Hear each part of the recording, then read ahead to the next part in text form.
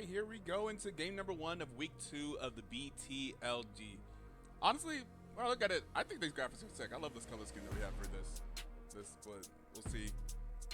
I haven't really thought about what we're going to do for the next BTL season, but hopefully you guys can have some type of influence on that and give me an idea. Thought about that, to be honest. But here we go. Both of these teams won their first matchup last week. One of them against me. I think that was Cory as a dog. Put the fucking brakes on us. They beat the brakes off of us. I'm not gonna lie. But and then Team Flareblitz also. Wait, maybe it was Team. Oh, it was Team Flareblitz. Oh my God, it was. I can't even. The only reason I remember is specifically I was like, all right, time to watch old sad boy, and the Shaker level 1 happened, and I was like, oh God. Yeah. But like there isn't counterplay for that. Like it's one of those that you just have to suck it up and play the jungle like the rest of the game. Like you just have to like breathe, and because like the only counterplay is to specifically know what Shakos are going to do, and I mean Shakos barely know what they're going to do themselves, so you know. Yeah, it just feels bad, right? Yeah, that's fair. Oh man, that's why I'm happy to see the Shako ban, because oh yeah, that level 1 tilted me, man. Yeah, like that was so unfortunate. Yeah, especially because it's like a game 1 too. Like it's not even like, all right, it's game 2 or 3. You know, it's just like very first game, very first 2 minutes of the whole league, and then you just get your blue buff someone killed, and you're like, why is he level 2? Why is he here? Yeah. That was super rough. Are we gonna see a Nocturne here from Cory as a dog?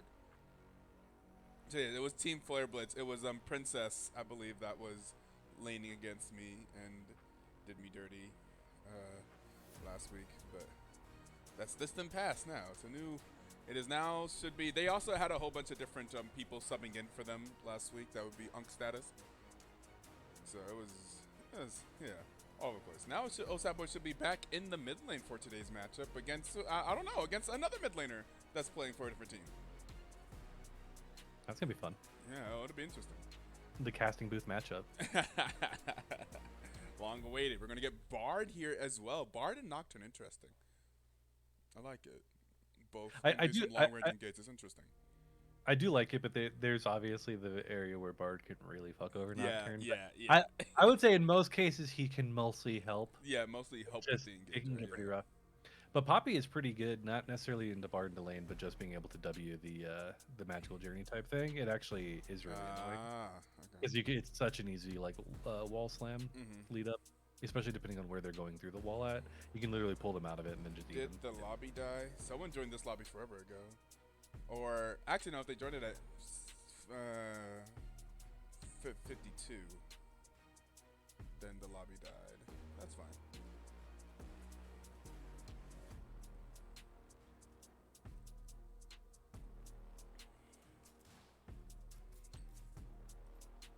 One thing that's pretty interesting to me is how much scaling is already in this game.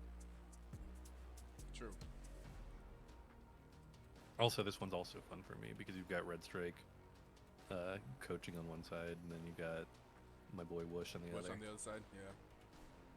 It's always fun. All these fun matchups. I'm gonna send you the T code. Yeah.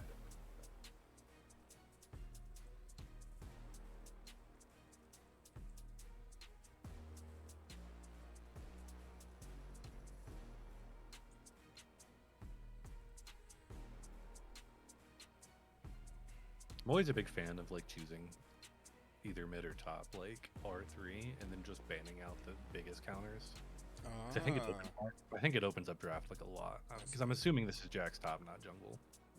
Instead of doing the typical jungle and bot lane in the first 3 picks.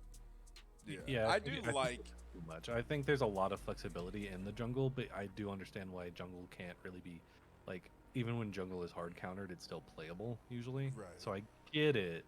But I feel like you can get more interesting things if you're willing to pick the mids and tops early. Yeah, I mean, I tried to employ that strategy in our draft last week, where because the Princess plays a lot of Ahri, and then we had blue side. I was like, I could play Ahri. Ahri, I think, is one of the more blindable mids, and pick the Ahri early, and that gives more flexibility in draft. Also, if you make it to a game 3, we no longer have to ban Ahri. I do appreciate that as well. I think that's something to think about whenever you're doing I think the idea was fine. The execution part wasn't fantastic, but I think the idea was fine. I do like both drafts so far. It's interesting seeing the Veigar come out immediately after the Melio pick, though. Do you think that's good, or do you feel like Well, Melio does well into like the Veigar because Veigar Cade maybe you Melio ultimate kind out of, of it, yeah. or like, Plus, like, I would say the thing with the Cory's dog side, they don't really have like a lot of like easily committal, like easy to stay on CC. You know what I mean? They kind of like run up and like CC you real quick and then just try to hit you kind of from range. And I think that really helps like Melio out, especially trying to keep a Smolder alive. Because like, you know, Nocturne, he just has his initial, same with Bard and Veigar. But like otherwise, if Smolder's able to keep cutting back, you know, I can see how that team fight will go. I just realized you sent me the T code in Discord. I don't know why I was expecting it on the client.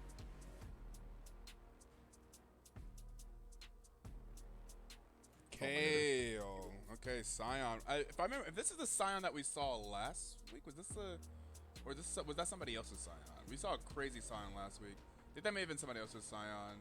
What happened to my spreadsheet? Someone messed with my spreadsheet. Cory is a dog. Didn't get stuff it up. No, I think it was the same. Oh wait, no, that may have been me. Is that me? I think it might have been the same one. Oh, that was me.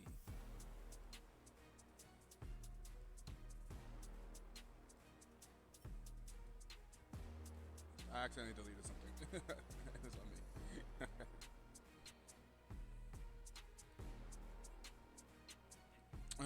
I believe it was Degenerate Minion from Unk Status that went crazy on a Scion. Oh, okay. Remember correctly,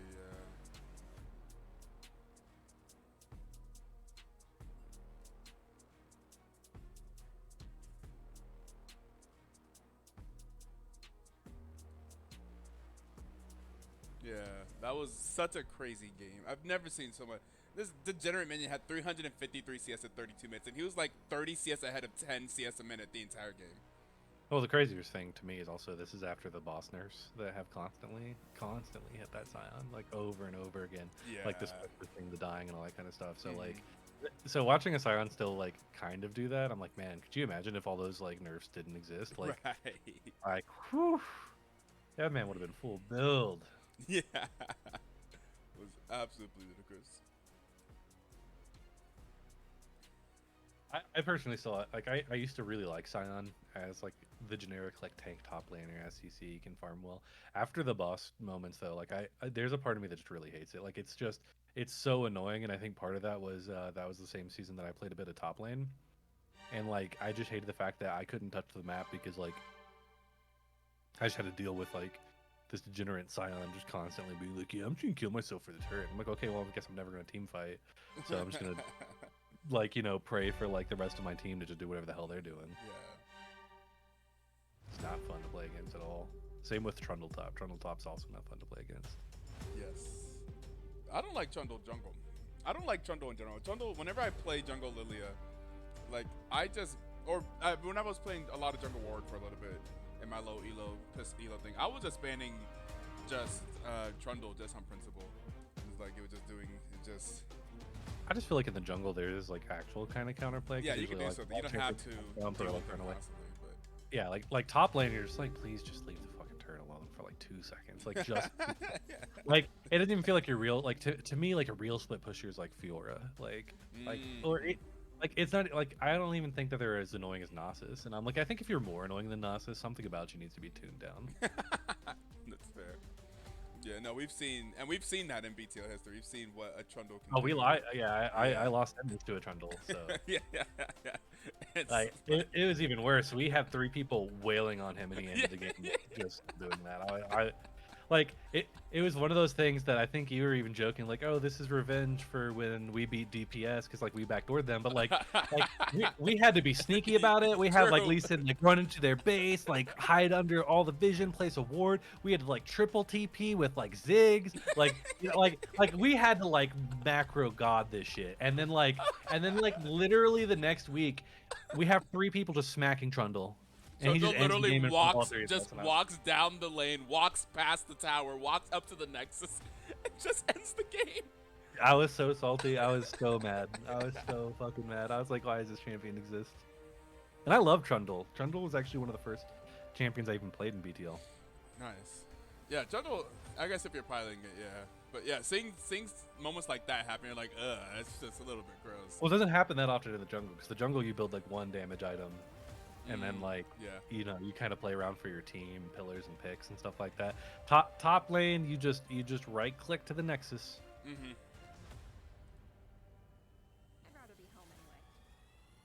I mean, but I do like both of these drafts, but I am a little concerned about the Kale pick from Flareblitz, to be honest. I don't know if it was Concerned about it. yeah, I don't know if it's really necessary, and I'm not sure if They're it's already really scaling the too hard. Kale that I dislike, or if it's like the Jax. Like I think it's like choose one of those Yeah, in this matchup. that's fair. Like yeah, because I am not a big fan of like let's choose scaling everywhere and then like have low CC and like low committal. Like and then now we can't win the game before 35 minutes. Like we are now it isn't necessary for us to get to that timer. Yeah. Your engages are like a Jax leap with leap strike. You know, just trying to counter strike people to stun them, or a poppy stun, and it's like, well, that's really hard because even though you got Milio, there's still a Veigar, there's still a Bard, and there's still a Sivir, and then you've got a big Scion potentially standing between you guys. Like it seems like it's a little difficult to pilot that, to be honest. It would probably be better, like more likely to succeed, if the enemy team is in a similar situation where they also don't have a lot of great engage. But of course, the enemy team has fantastic engage, so you're kind of in a sticky situation here where, oh my God, it's Kale mid, where you are looking for I guess I don't know who I thought the mid laner was. I guess it could only really be. I guess Kale makes Yeah, sense. I only thought it was Kale. I did know that the Poppy and Jax could be kind of flex. Like I didn't think it was Jax jungle, but I do know ISO prefers the Poppy top. It's kind of interesting how you do the Smolder Poppy, and then you're like, oh, is that a support pick? Is that a top pick? Is that a jungle pick? Well, we're not going to worry about like a top lane counter for that yet. Then you pick your Jax, and then you ban the Poppy counters. I actually like that a lot. I mean, the flex picks I think make the world go around, especially in Fearless. Yeah. But man, that team is just so scared because like, what is Kale going to do pre-16? You know, Jax needs Trinity. Like, and to me, I don't like picking farm scale into Veigar. It's like, yeah, Veigar is cool with the 2, but Veigar's E is like much better than anything Kale could do before level 16. I don't know. I don't think Milio can even like do that well against Veigar E over and over because you still have the Bard follow up. Yeah. You still have Null, Nocturnal. Like, it's really hard. Oh boy, they scaling to the moon. It's really going for the moon here. They're like Dogecoin back in the day. Like, I don't know. This is rough to me. Not a lot you can do. Veigar is very comfortable in this lane. I feel like everyone's super comfortable in their lane. And then whenever you get those level 6s, it feels like all the engages on the side of Cory is a dog. So they're going to trying to disengage, but they don't have like that many great disengage tools. I guess it's Poppy E, Emilio Q, which are fantastic, and Kale ulti. Okay, so they have a few, but I don't know if it's enough. Well, they definitely have disengages for sure. So there's a world where you just keep Smolder like Q going. So it's not that bad. But the thing is if you draft like this, you better set up a dragon early. Like you better be the first ones at the objective. Correct. You do not want to be pushing in late because like if you're pushing in late, you don't have an engage and they can start engaging on you. Yeah, you can disengage, but then you're still going to have to go towards the objective, and that's like the problem. Like I think their comp is completely fine if like you're going from the standpoint of imagining Cory as dog like coming into you, blue side just going towards you. But I think if like you're going to have to walk into them, I think it gets really tough. Yep, that's fair. We're gonna hit that 3-minute delay. We'll see if Team Flareblitz is able to make this scaling composition work, or if Cory's the dog can kind of force the game to end at a reasonable amount of time. And the thing is, they also scale well too with Veigar and Sivir, so they're not really necessarily afraid of playing a scaling game. So I think it's better to kind of have a little bit of both of that, play both timelines, a dual timeline type I agree, but playing thing, Nocturne is kind of annoying. Sometimes difficult for NBA teams to do, but they think in terms of League of Legends, you can do a dual timeline, and we'll see what happens here. They're not the Los Angeles Lakers, so we'll see what happens. As we go to a break, we will hit you guys with that 1-minute ad to turn off the pre-roll ads, and we'll catch you guys whenever we load into the game.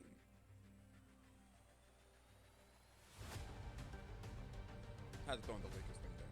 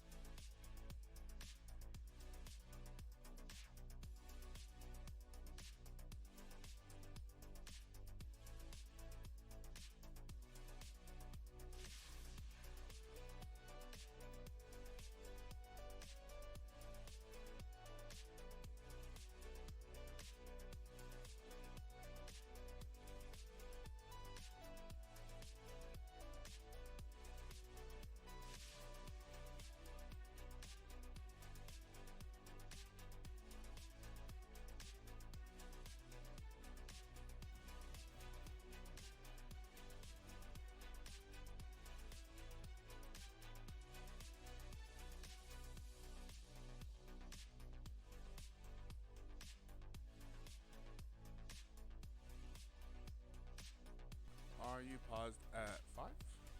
Yep. Okay, let's get into it. All right. 5, 4, 3, 2, 1, play. 6, 7, 8, Yep. Dead on. 9, 10, 11. All right, let's get into game number 1 between Cory is a dog and Team Flareblitz. Here in week 2 of only a 3-week season, as there are 4 teams, so single round robin. Really Seen quick. that Kale skin before? It looks nice. Uh, I don't know if it's like a chroma or something. I just don't really recognize it too oh, well. yeah. I don't think I've seen this skin. Pink kale. Because it almost looks like a spirit blossom one. It's pretty Mm. nice.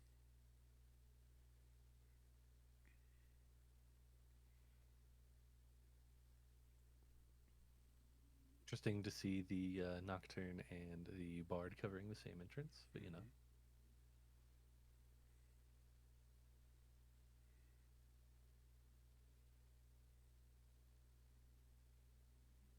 I want to see more junglers vertical jungle. Ain't nobody playing that. It's diabolical. It's a whole different. It's a whole different thing. I feel like it's tough because it's not something that you can necessarily practice in low elo solo queue. Actually, it's pretty easy to practice, I think. Just in the sense that like, You think you can well, force it to happen in low elo solo queue? Because not solo queue, not solo queue. But I yeah, mean, that's what I'm saying. if you're Yeah. playing flex, I think you just do a late invade, and then you just make Okay. it so they can't go to the bot side of their jungle like at all, Okay. or like Okay. just whatever side of the map. And I think you can just try to force that over and over again.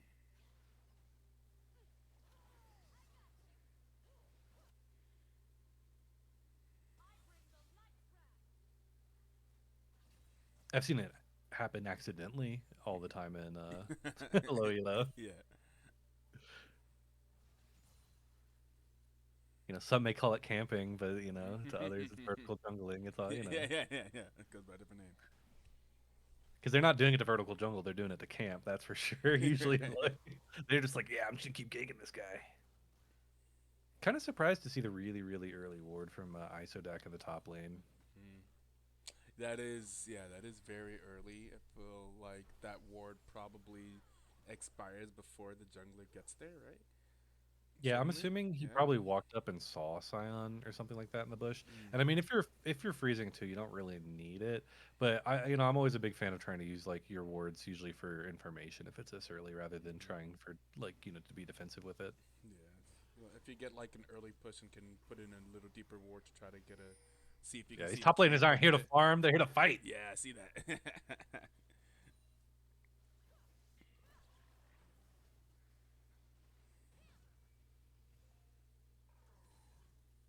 Kind of interesting seeing how the Scion is constantly pushing like this. I know the wave definitely needs to be pushed in at this point, but I mean, non-stop pushing coming in from the Scion.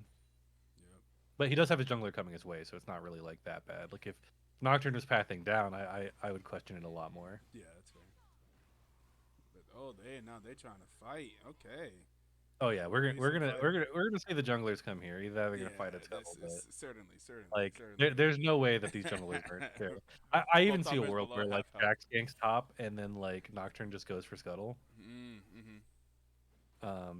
Because I think if you're Nocturne's going Jax, for you can't scuttle help right now. yourself, right? Yeah. Yeah. Certainly. It just does Nocturne come up, which right now he's fighting Oh. the scuttle upwards, but Oh. they don't see him. Okay. On the way. That's gonna be going down. We got. Oh. This should be Isaac going down here though. Oh. I said it should go down. Yeah. Maybe not actually. Okay. There's gonna be a flash. Actually, no, you will. Ooh.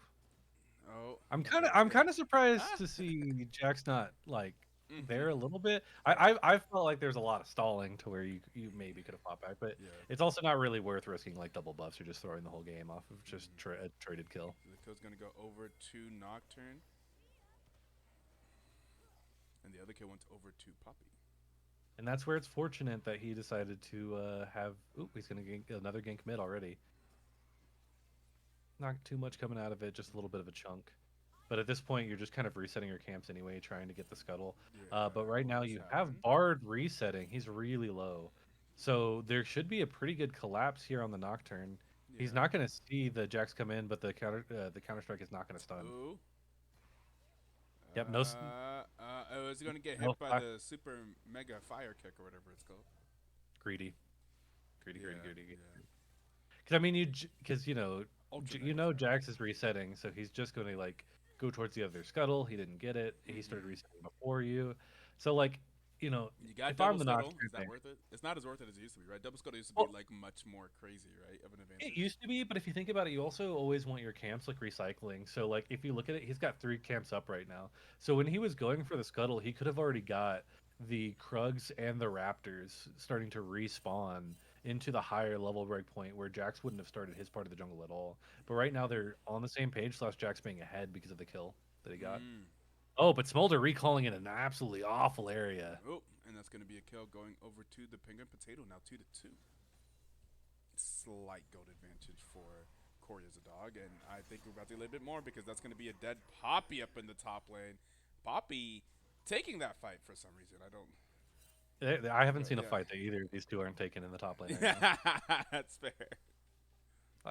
Every single minion wave, I've just watched them wail on each other. Mm-hmm. Like it's not even the normal top lane where it's like what, like 15 minutes in, everyone's got like their first tank item and they just don't do damage to each other, but they're Right. grasping, you know. Yeah, but no, they don't got their items, so they're still doing damage to each other right now. A little bit of greed coming out from Kel with that TP. Bard still being in the area, Flash coming through as well, Mm-hmm. and man, there's just a lack of So now summoners we're gonna starting see to if we're pile going to. up on that Can side. they pen a Sivir for Bard being gone? Nope. No, no, no, they cannot punish. You do not punish Sivir with that lane matchup. Oh, Oh, but Kale's ooh, still way too ooh, pushed out. ooh. It is 6, so she could be able to stop some of the damage, the stun coming through. I don't think it's going to be enough, though, Mm-hmm. especially with the tankier build coming in from the Vagar. I think maybe if he was going full AP, he could have done it. But then again, Kale, blocks a lot of damage, Mm-hmm. obviously.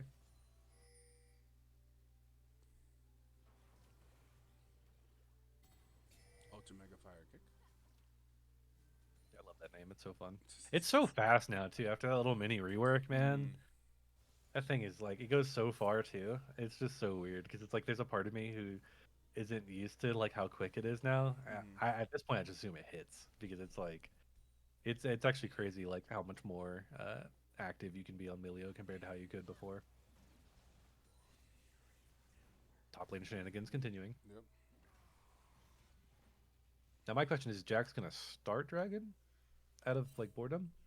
Hell yeah.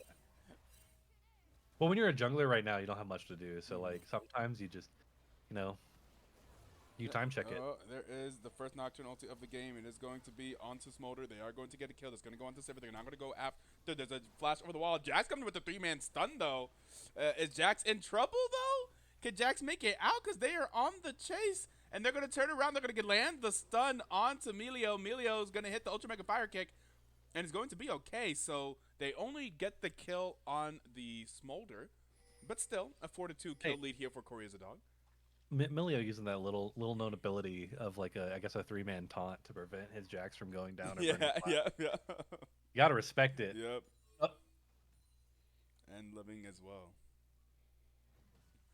yeah, I was a little bit worried because like when you're already kind of separated from Smolder that much, I saw him like try to really kind of force his way back towards getting towards Smolder, and that's usually when you end up dying is when like Mm. you already can't save them and you're trying to get Yeah, somewhere you and then just you're trying to be. save them, try to play the hero, but you can't. It's too late already. It's better to just let them die. Yep. Ooh, That's I die like that all the time. I'm kind of surprised that Jax had jumped off of the Voidlings when he did. I think that kind of gives Blue Team a A bit more of a chance. chance to Yeah. actually get here in time. I think they would have been able to get 2 of these grubs before anything happened, but Okay, now they're starting to okay. collapse. They are gonna get the grubs, right? That's 2 grubs. Yep, yep. They did get 2 grubs. Yeah, they don't really have to force this third one, but something tells me they're about to.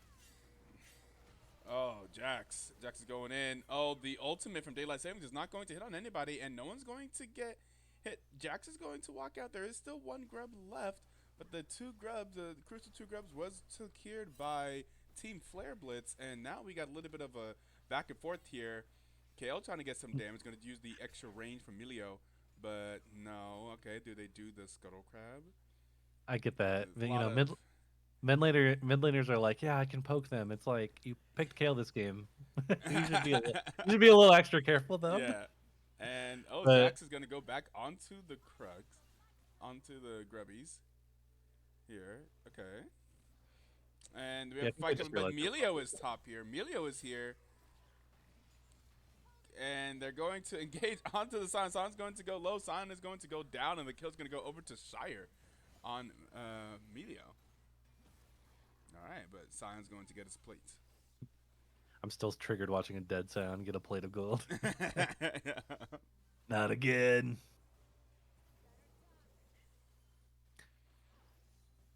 Yeah, so far, Smolder definitely struggling to get his stacks, but that's gonna naturally happen. Kind of surprised he decided to clear the wave specifically like that, or they decided to clear the wave.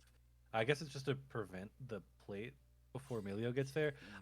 The way I see it though is I think that was like 3 casters worth, like there are 3 stacks in the casters that was charging up. So like at some point I'm like, yeah, I don't care if Silver gets gold. I just need to hit 225. It's the mini game addiction that Rito likes to have with champions. You Right. can't help it.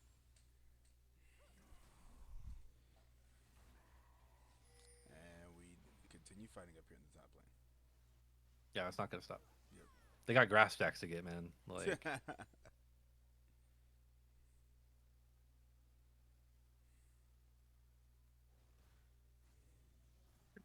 probably gonna see a Nocturnal in the bot lane very shortly. The real thing is like he's definitely get Krugs first, right? Because you gotta get your farm on. I know Jack's gonna be in the area, but nope. It looks like Nocturne's gonna look immediately. I kind of would too, because like you see Smolder sticking around with very little HP. This is the best time to do it. If you go for Krugs, there's a good chance Smolder might reset. Ulti into it, or what are they looking here for? What are they waiting for there? For that? There it is. They're gonna see I'm it. kind of They're gonna surprised see it. they There's the did flash. it like that. 2 flashes. Okay, now they did get the Bard ulti. Oh, but they missed the Bard Q. But Smolder's gonna go. No, not gonna go down. It's gonna use the barrier, and Smolder's going to be okay. Yeah, I would have liked them to just use the Bardy at that point. I think he was standing exactly like Yeah. Might as well. near the edge where you just Bardy first, they panic, try to flash Mhm. away, then you either do a Bard ult, Nocturne follow up. Yeah. But overall, you still got the summoners out of Smolder, and I think that's just what you need to do on cooldown. Yeah, that's fair. Ooh, but we might have a bit of a skirmish here at the red buff. Looks like Jax isn't quite sure what everyone else is doing, so they're gonna smartly walk away.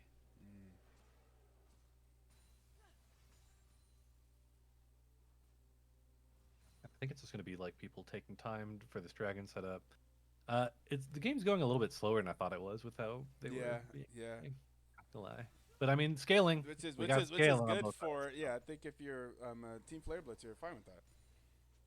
Oh, But yes. I feel like if you're Cory's a dog, you can afford here in the mid game, as everyone has their ultis and stuff like that. In this mid game, to try to be a little bit more aggressive. Man, I don't know if I like happens. this Vagar build. I think this Vagar build's way too defensive. I just think that you already have like a Bruiser Nocturne, you have a Tank Scion, and then you have a Bard. I feel like I it's just realized. Yeah, that's Winter's approach first. Interesting. because I think if I you don't want the think you need survival that and scale, against a I just Kale. Sarah. Yeah, Yeah. I don't think you need that against Kale. If you're up against like a super assassin or something, like a really bursty team or something, I could see it. But I don't think. Yeah, we're immediately going to see a Void Staff following too, and I don't see any magic resist starting to stack up on the side. Interesting. And there goes the low cooldown of the Noctowl. Yep. They're going to sit there and try to get onto Jax a bit. I don't know if Kale's going to be able to get there in time, so it really just depends on how this part. Okay. Jax, here's a teleport coming in from Kale. Ooh, Vagar does not want to be there. But then bad. again, Vagar's so tanky. Okay. Maybe Vagar does not want to be there. Vagar he goes where he pleases. Yeah, no, I forgot. You can flank as much as you want when you get almost a fully stacked Fimbulwinter. My bad. Yeah. I was unfamiliar with the game. The Kale also coming through as well.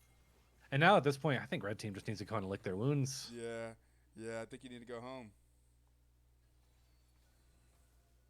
Vagar is happy with that extended fight. Yeah, sure. Let's just keep poking at each other. Yeah, I want more stacks too.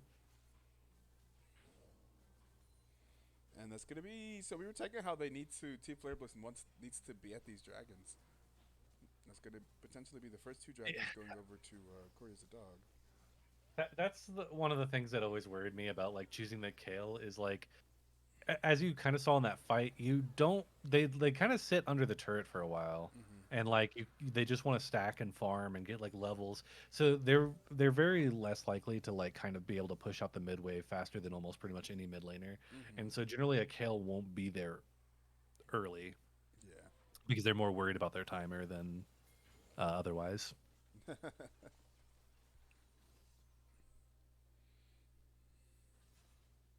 But level 11 should help the wave clear a Oh, lot. We're going to see the Nocturnal come there's through gonna be the immediately. flash. I have to admit, Squiddy is getting a lot of value off of that Hexblade. Oh yeah.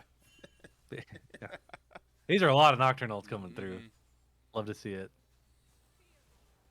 And usually Burning Summoners as well. See them chunking blue side a lot. They should be able to try to get Herald out of this. They're actually going in for a full-on dive. Ooh. Ooh, that's gonna be a very low health Jax. But maybe save Ooh. there. Oh, no, probably a very dead Melio unless Melio has flash available. Which Melio does not have flash available, so Melio will go down. That's going to be a kill going over to the Nocturne. Now 2-1 and 2. 4 out of 67% KP for the Nocturne, tied with the Bard. Yeah, Emilio dying for Jax's sins there. Yeah. Big oops. I think that they were perfectly set up to just get the Herald. Because I think that blue side was just so chunked Mm. that there's a good chance that they wouldn't be able to really contest. And if they did, you have the Poppy ult to knock them away. And you really don't want them to Even get though these it's down early right now. objectives because you don't want the game to be. You want to be forced into game state where it's easier to end early. And if they get their Ripped Herald, if they're able to push down some towers with already stacking dragons. If we get an early soul and an early elder dragon, then their game plan is met. Then it's like their comp is screwed. I feel like you can't let those things happen. Those things help end the game. All these neutral Yeah, dragons help end the game. especially because they fight better when things are being pushed onto them. Like they're pretty much a Yeah. disengaged comp, but you know you have to be careful with these constant engages. You kind of want to sit kind of and wait and almost bait the other team because I do feel like Yeah. blue side will be very easily baited into fights because I honestly think you can just Yeah. show up somewhere, be a little weak. Nocturne's not going to be able to help themselves. They're going to press R. We know it. I've seen it. Yep. Then you have a Poppy ulti, you have a Kale ulti. You Yep, have you have ways of Melio, disengaging getting Jax. Melio. Yeah. Because like that's the problem with when you're constantly trying to engage like with Jax is once you use like leap strike, you know you're in or you're out. Hmm.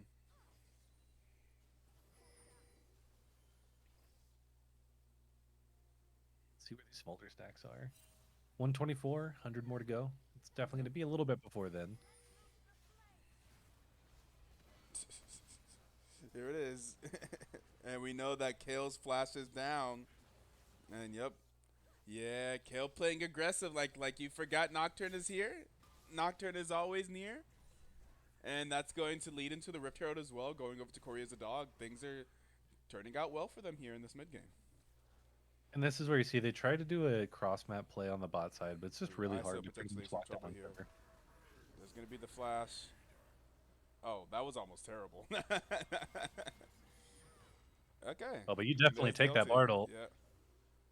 Kind of surprised still going for the grass stack, but you know, I guess when you play a tank top lane, you're just like, yeah, okay. It's only a bard.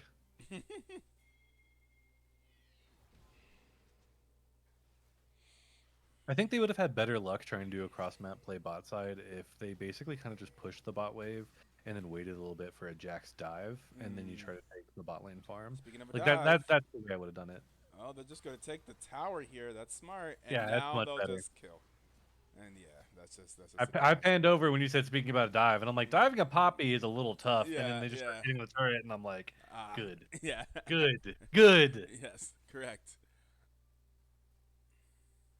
They are going to start taking the bot side jungle like they definitely should have, but it is known. I'm assuming it was spotted by the minions coming through. This Jax has to get out of dodge, but the problem is with a juicy red buff, how can you just leave it? Okay, they saw the Bard. Bard didn't kind of wait before his teammates to come. He's going to try to take the gate, but should know that that's not going to work. Just leap strike to a plant and leave.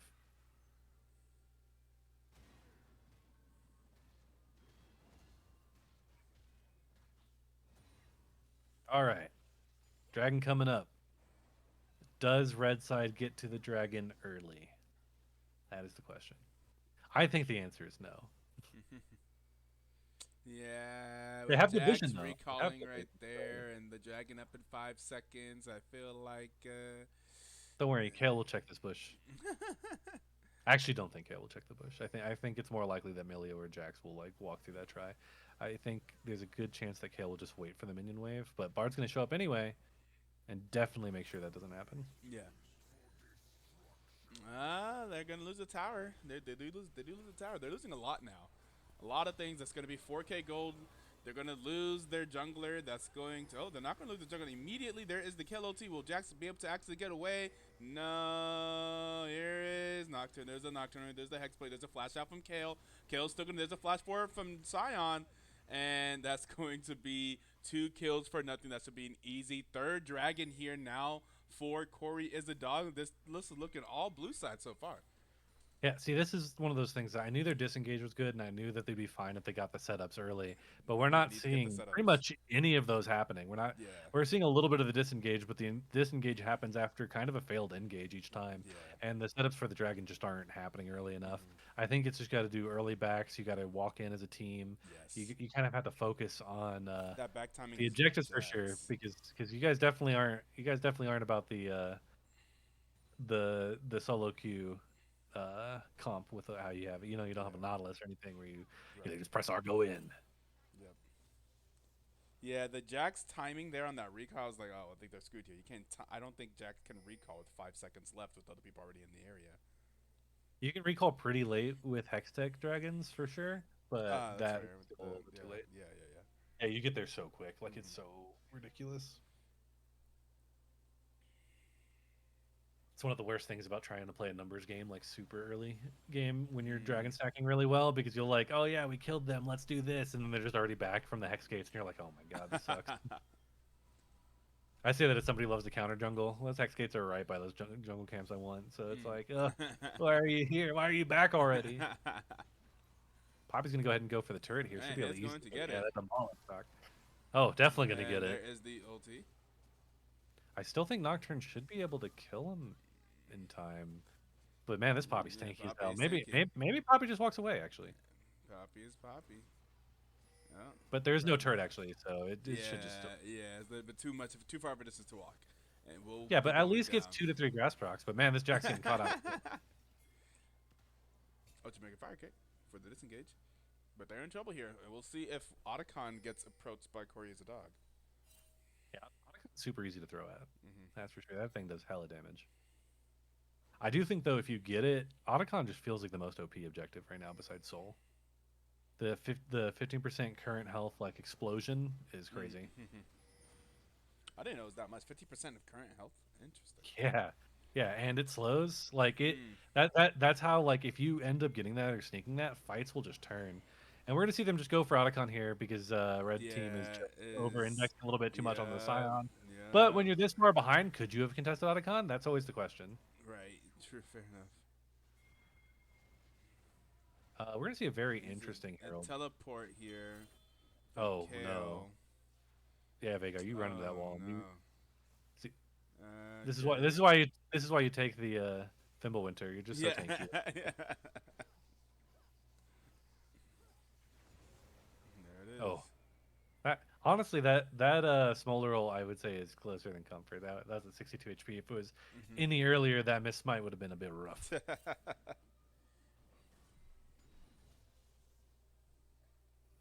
Jack's still being a bit too liberal with the. Oh, okay. We're just going in here now. Just to say hello. It's got to heal, you know. You got a summoner. It's worth. You know, you have Hex take. You have the Hex Blade. You just keep going in. Woo!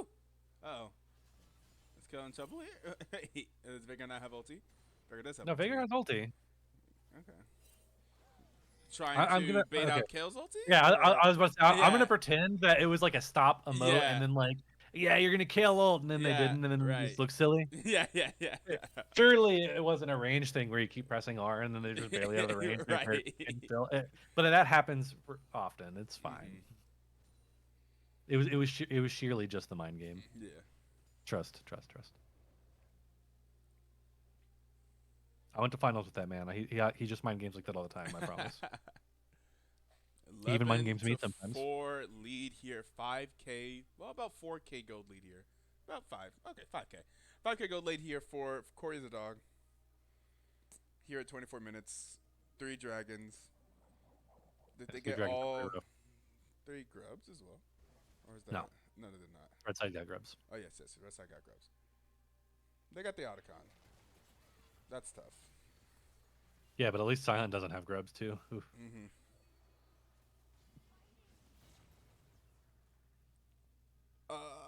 Does the ignite kill? Oh, Yep. the ignite does kill. Bar's gonna get the kill. Poppy is going to go down. Poppy's down for 40 seconds.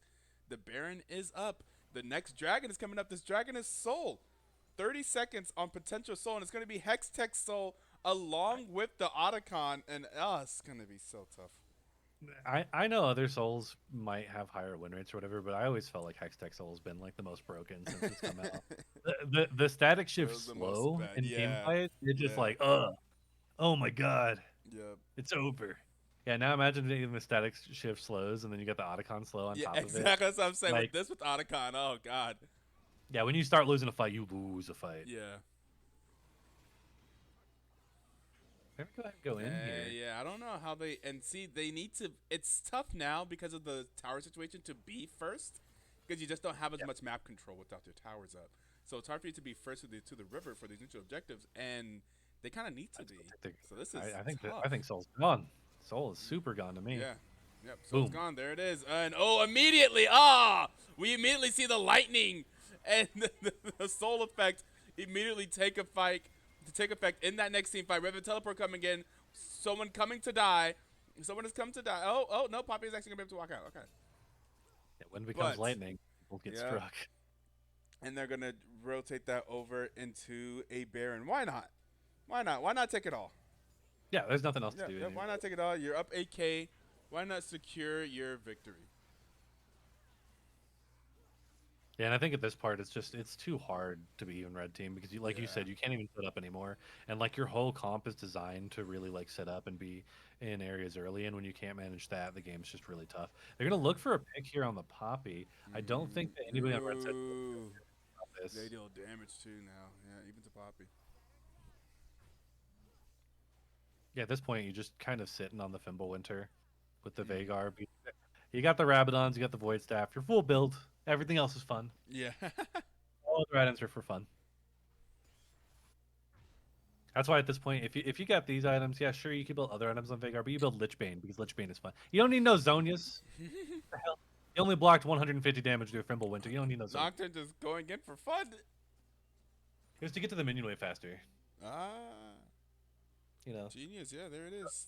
Go ahead and attack off these Baron minions. I'm gonna punch you in the face. I'm not gonna lie, if I was Smolder, that'd actually make me salty, so it's worth. Ult's gonna be up in 40 seconds, you know what I mean? So not for this minion wave, but it'll be up for the next minion wave, and that's already, it's not bad.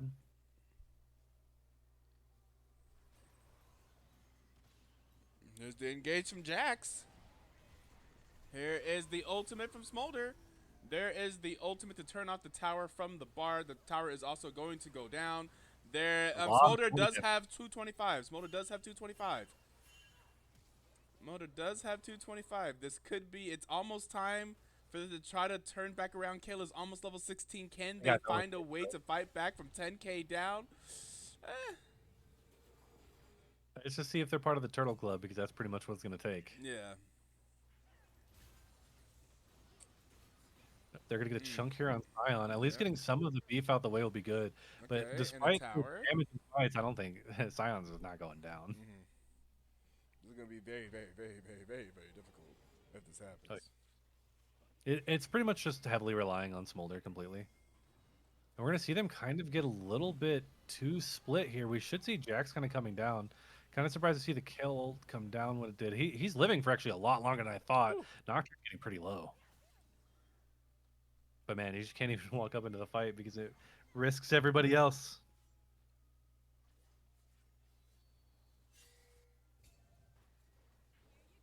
See, Jax, you're the one that needs Zonias now.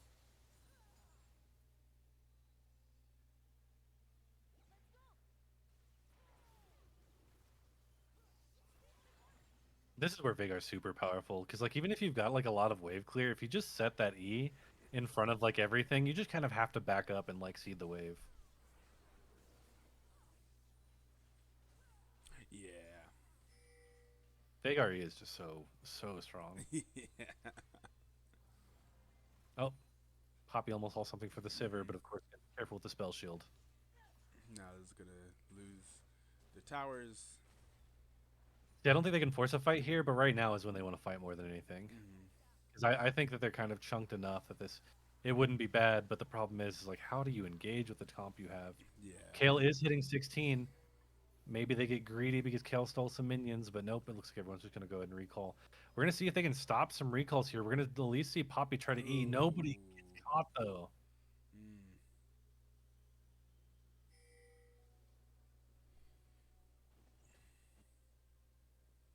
What are the ranks of the players? In BTLG, the average rank of the players is around gold elo. The maximum rank of the players in the game is emerald. So it's a So range like, between averagely like around gold, it's not like more like yeah, plat. yeah. It's more like it's probably going to be closer. We did change the rules, so it's probably closer to plat now. So we did kind of have a little bit too much elo, based to It's try so to fit hard, the teams that we had. hard to play. Hmm. Look at that, the slow coming too. ISO Yeah. having the flash because of the Ooh. hex tech. Then you've got the Veigar just chunking people. Sivir just getting so much damage out. Oh, that's tough. Ah, dude. Oh, Nocturne just kind of getting smacked here by ISO. A few of the Qs missing, and just gonna see ISO go down as well. Whew.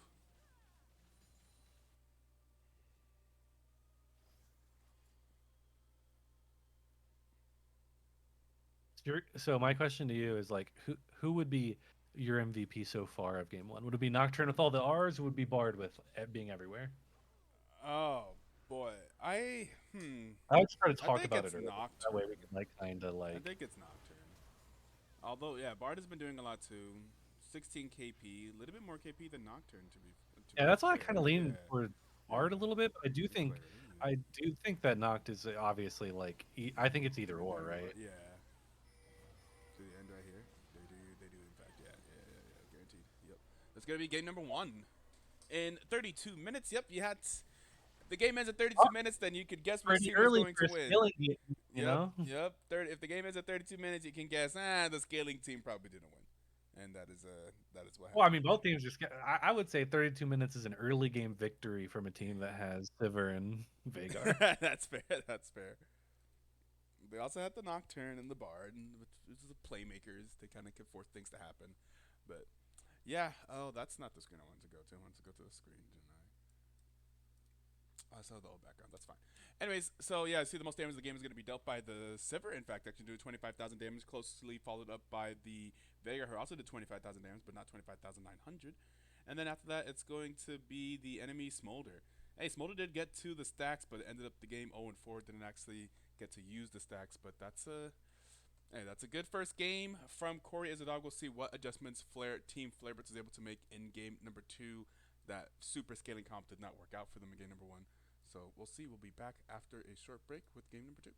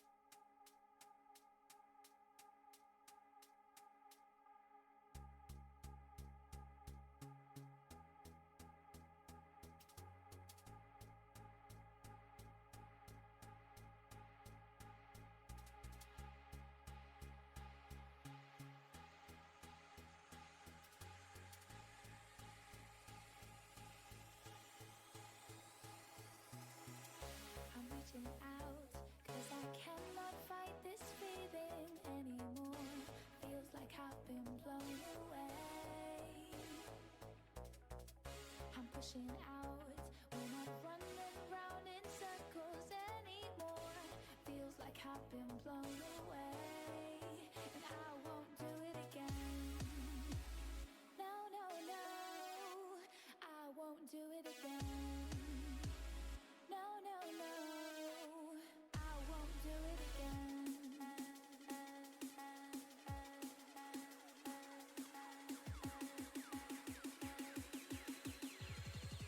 And I won't do it again.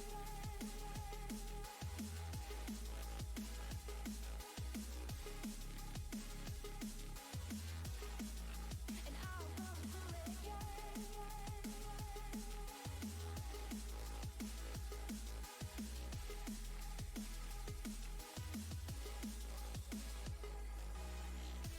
These words won't get through to me when I'm not listening. These words are no use, no telling me, is this worth risking? And I won't do it again.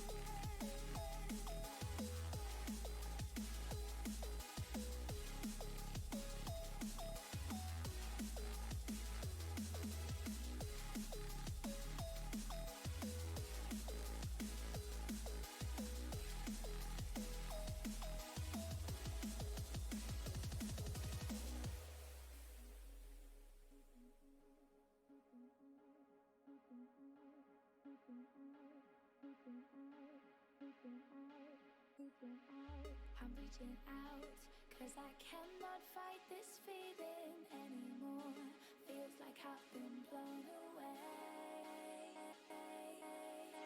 I'm pushing out, we're not running round in circles anymore. Feels like I've been blown away, and I won't do it again. No, no, no, I won't do it again. No, no, no, and I won't do it again.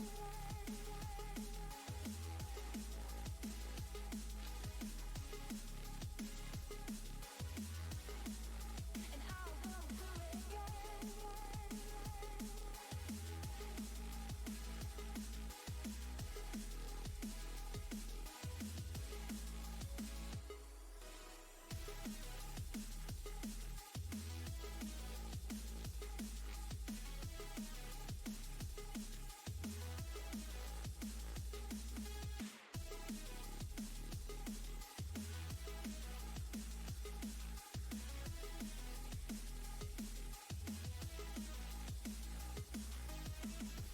These words won't get through to me when I'm not listening.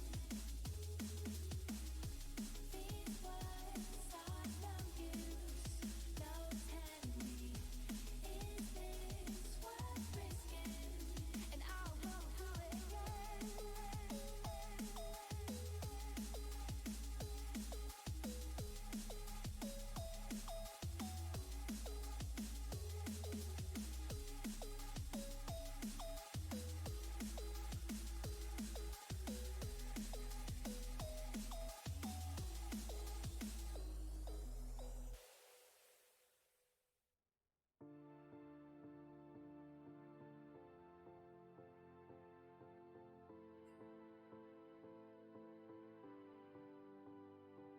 It's contagious.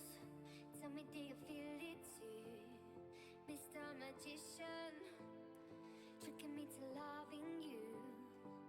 Turning pages, looking for something new. But the rain is stopping me from pulling through. I'm gonna take a deep breath, cut the loving in two. 'Cause I'm needing nothing, coming straight there from you. I'm gonna take a deep breath, cut the loving in two. I'm gonna stop the song before it gets to the drop, and I'm not gonna want to stop it. All right. Let's get into game number 2 between Team Flareblitz and Cory as a dog. Cory as a dog taking a pretty convincing victory in game number 1. We'll see If there is any change of strategy here in game number 2, remember this is a true fearless draft, so all 10 of the champions that were played in game number 1 cannot be repeated and played here in game number 2. That means no Smolder, no Poppy, no Jax, no Million, no Kale, no Sivir, no Nocturne, no Bard, no Veigar, and no Scion. All those will be disabled for this second draft, and we're going to start off with B1 Kaisa from Team Flareblitz. Okay. I'm back. Already a different champion. Oh, of course, we were gonna of course see a different champion, but yeah, we're gonna see what happens here. Cory is a dog with the Zillion. It is gonna be a Zillion. Zillion locked in. I love to see some Zillion. Zillion is a favorite character of mine. I think that character is so interesting. The things that you can potentially do. I like playing the character mid. Turns out Zillion mid is a thing from like 9 years ago. No one really does that anymore. But I used to play competitive. Zillion mid was one of my favorite mids to play. So. No, on the current version of it. Okay, I was about to say not the one that was like the point and click queue, so you just like QWQ. No. Blow people up. Yeah, no, the one that I think the AOE stun is also pretty good. So that's another reason why I enjoy it. The skill of it too. Rel, okay, Team Flareblitz already now with some better engage options immediately.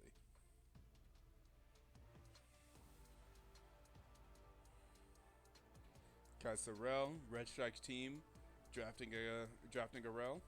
Love to see it. Could never be too surprised about that. Yep. Because he knows when Rel's a good pick. Yeah.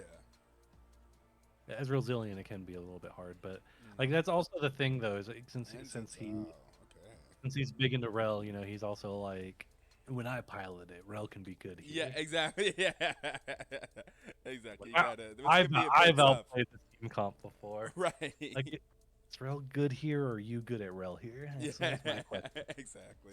Yeah. We're gonna see the Lee Sin. Okay, always love to see some Lee Sin. The Shaco bands staying the same. Oftentimes the Fearless bands do pretty much stay the same. We're gonna get the Shaco and their War and the Fiddlesticks out of here.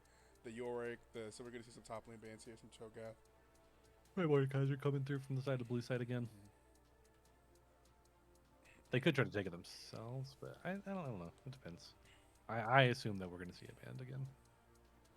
What's so funny to me was Red Strike pointing out to me that whenever Isodak played for the BTLFA team and was playing Camille top, I was always talking shit about it. Always talking about it. Always talking about how I was just not happy with the Camille top pick.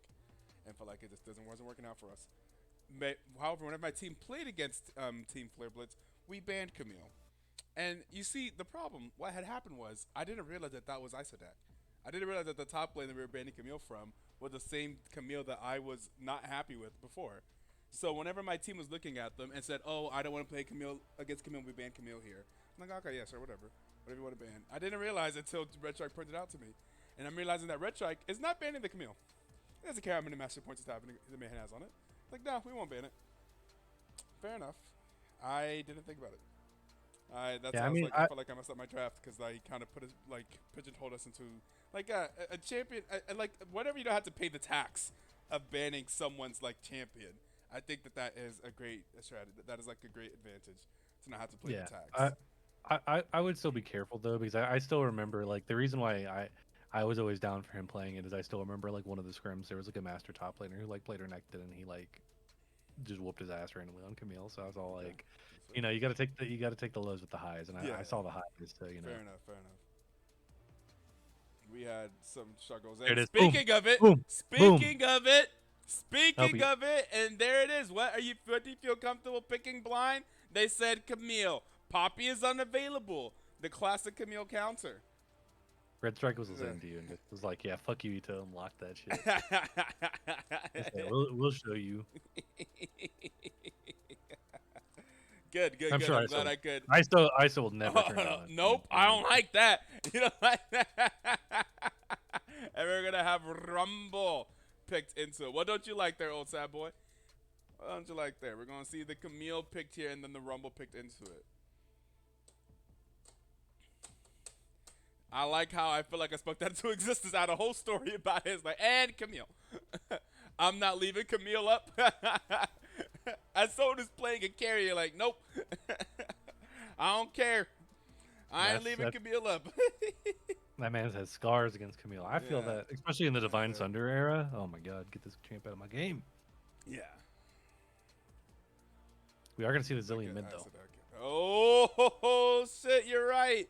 Oh baby, I have someone I want to win. I see a Zillion mid. I mean, my favorite is locked in. I mean, it could be AD Thresh mid. You know, the dream. Essence Reaver IE, it's OP.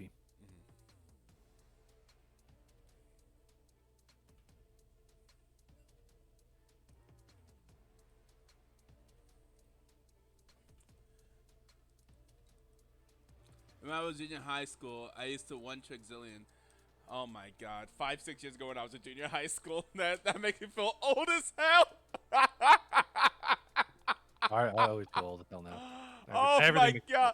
5-6 years ago when I was in junior high school. Oh no. I mean, like, I get out of bed and I feel for old. me, like, I mean, it's like 5-6 years ago when I graduated college. Oh no. I was in junior high school before this game was released. Oh no. I was like, oh, you're playing Legends in junior high school? That's crazy. I was in junior high school in 2007 and 8. The misery.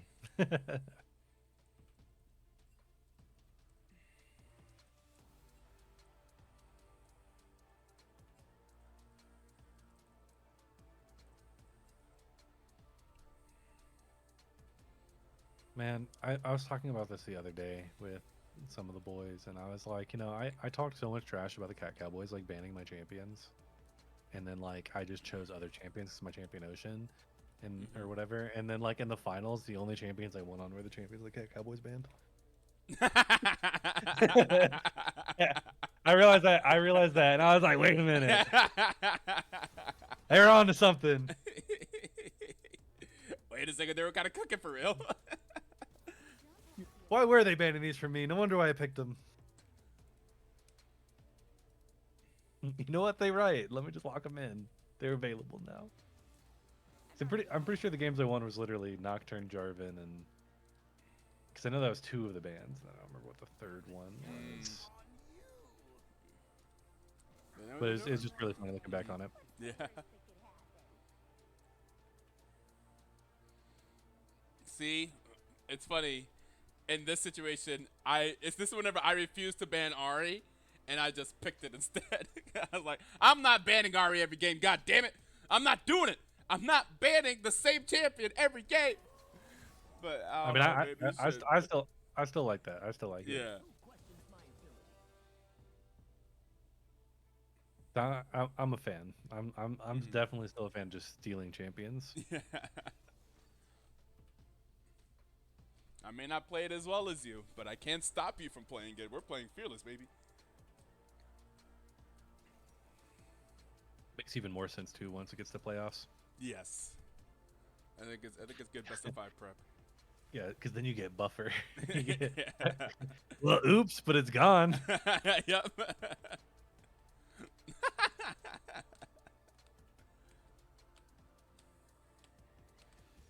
I love Fearless though. I think Fearless is super fun. I personally wish more people would steal each other's champions like that because I do hate that it's Fearless and we see the same bands over and over again. Yeah. Because I'm like, there's ways around that, buckos.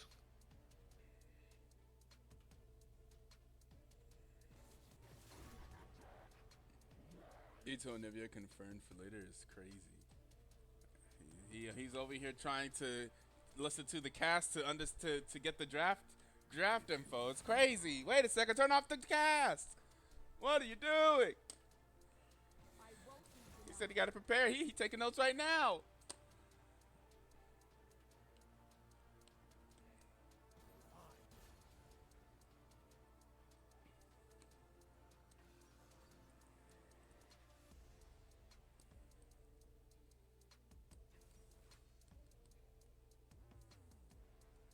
I actually like both comps going into this game though. Yeah, this is solid. I mean, I see a Zillion. I'm super happy. However, I will say this Zillion does not have a great Zillion target, if you understand what I mean. Like, typically when I'm playing Zillion, I like to have a Zillion target. Like I guess Lee Sin's okay, but someone that enjoys speed and getting in there and liable to die.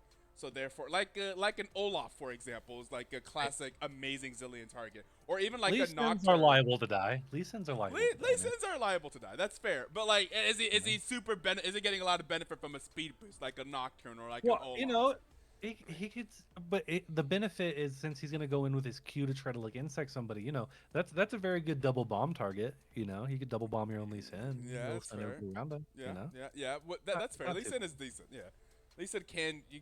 Lee Sin, I said Lee Sin I is understand what you decent. mean. You Yeah. want somebody who has more Zen character, Zhao, like for example, would be like, yeah, oh yeah. because he doesn't have an out at all. Hmm. Plus, he does a lot of damage. Like a Kindred, you know, is another example that I always think of, or generally like crazy AD carries like Vayne. Yeah, yes, Vayne, for example, isn't but Vayne's a good one for me. Vayne, like a Sivir, like a Tristana, kind of something like this. Like, just keep in there, keep I it would say more of moving. a Trist. Sivir, it's kind of weird. I Yeah, get it, but man, like Sivir, you're gonna get me killed. I'm going too fast. yeah, that's fair. Ah, shit! I right clicked in the middle of the enemy team. Yeah, I My like bad. one of the ones that we used to do on my old team was Jin. Whenever I used to have my ADC play Jin back in BTL season 4, we used to we used It's to still like just lame right now. yeah. Jin Zillion bot is good. Oh yeah, but I was playing Zillion mid, and Oh yeah. late game essentially he would sell his boots whenever Zillion would have his 99% speed up constantly, so like I Yep. could keep him at speed even if he sold his boots. And you just make him scale even harder than a Jin even normally could. Exactly, yeah. All right, we have about 2 minutes for the spectator delay. Let's see what happens here in game number 2. Let's see if Cory's a dog can pull off a win with the Zillion mid. Actually, I do appreciate them seeing the Zillion mid, so we'll see what they're able to do with it. Hopefully, it's not disappointing, and we get an exciting game number 2. But we'll see right after this. We're gonna hit you guys with that 1-minute ad break, so we can turn off the ads for those that may be joining us later, and we'll catch you afterwards. Don't change that number on the dial.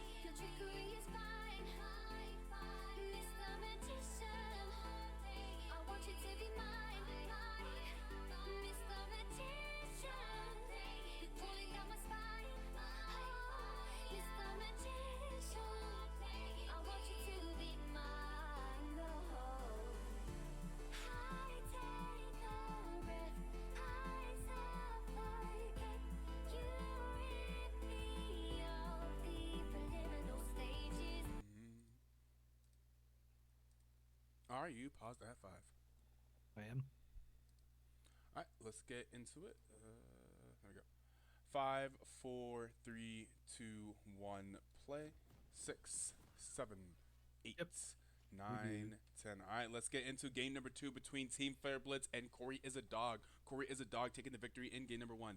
I currently don't have the overlay set up right now to show the score dots at the top, but no, Cory is a dog won game number 1. And I am currently messaging our graphic designer to get that fixed, so we'll have that later. It's just because the league spectator client changes every like year, like how much stuff is checked at the top, so the things overlay keeps being in the wrong spot. Some cheekiness from Red side.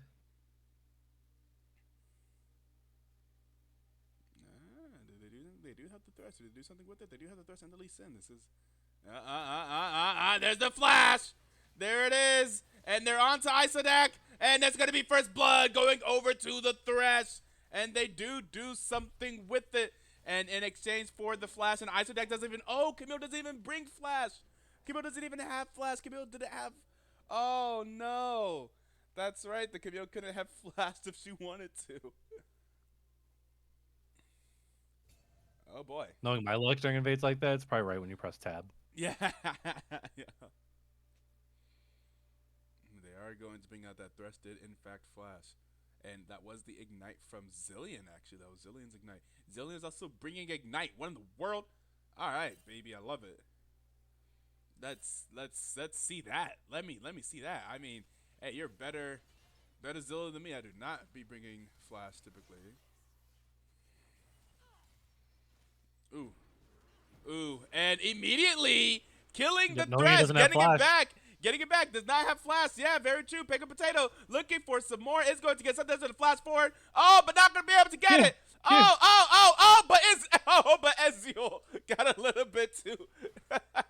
Crash down for the crash out. Yup. And there's the crash out. And that's going to be the kills being traded in the bot lane. They're able to kill the Thresh and the Ezreal in exchange for the Kai'Sa. Okay, so we are starting off fighting. The only thing about that situation that makes me a little disappointed in blue side is if I was blue side, Isodak should have typed worth in all chat. Fair. You can't forget these mind games. Exactly. We're gonna see an early. Speaking of mind games. Oh my goodness, an early lane gank potentially from the Lee Sin. Oh, and Isodak's going in right here. Oh, yeah, and the Lee Sin is here. Oh, whoosh! I just realized that also they changed around their who's playing where, by the way. I just realized Clarity's top as well. Yeah, Clarity's top was jungle. I didn't realize it was this changed. I was like, oh, okay, Wish in the jungle, that's like fun. And then I read the Rumble name just now. And I'm like, I didn't expect her to have changed lane. I'm confused. Oh, there's a flash. And the green. More flashes. Oh, the green. Oh, but here is the Clarity. Oh, T4OD. Looking for it is going to get. It's going to be the Feats of Warfare going over to Team Flareblitz. Yep, and he's Xin Zhao will be able to just clear the jungle as normal.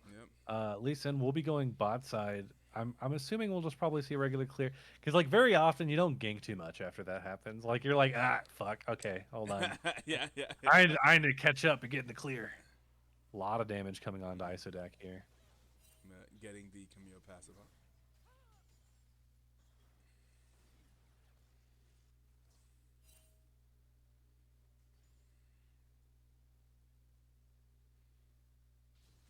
Let's see, what skin does this Zilean running? None? Is that no skin? Is that just that like a Christmas skin? No, that's the Christmas skin. That's the Christmas skin. Yeah. I was saying Zilean. Okay. Old Zilean. I will say for a long time when I was first getting into playing Zilean mid, I could not play the champion. I could not farm with the champion. I cannot stand his auto attack, a little popcorn animation. It is impossible. It's actually better now than it was before during the attack speed like rework that all the mages had. Okay, is it? Okay. It was so they made it a lot circa 2017. It was like impossible. Yeah, because basically like there's 3 champions that was so annoying on, and it was Zilean, Anivia that's not Black Frost. And for me, I had to get the Blood Moon skin for Zilean for me to actually farm with them. And Karthus. Those are like the that's fair. auto attack farming is just so Mhm. annoying. But Karthus has Skittles, so I usually don't Yeah. complain about it. Yeah, Zillion did not have anything. It was Yeah, just yeah, suffering. dude, I love me some Karthus. Karthus is so fun. I love killing people with Skittles and then telling them to taste the pain bow.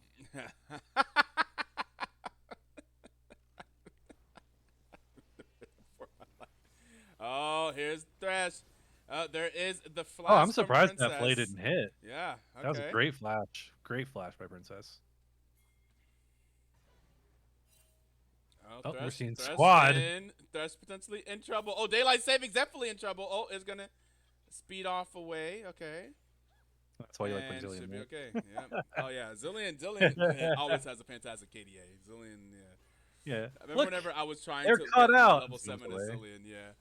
It was always so hard because whenever they used to try to make it a challenge to get higher mastery levels on a champion, and I had to get like 3 S's or above in order to get level 7. I was struggling. I struggled the hardest with Zillion because typically how it worked is you whether or not your grade would be dependent on like the average like Zillion. stats for that character, right? For that champion. And the average Zillion's KDA it's always amazing. So like having like being like 5, 1, and 10 didn't mean shit. I still wasn't getting S's. It was ridiculous. Oof, not the best Rumble R though. Ooh. But the Doesn't Camille matter. does go right on top of it, Yep. so oof. Camille didn't really have too much to go. I keep forgetting that they went Ignite. Yeah. Never mind. Which The I'm still flash. fine with, but I mean like that you do get a little You put yourself in a certain situation with that. um, Yeah. Certain vulnerabilities.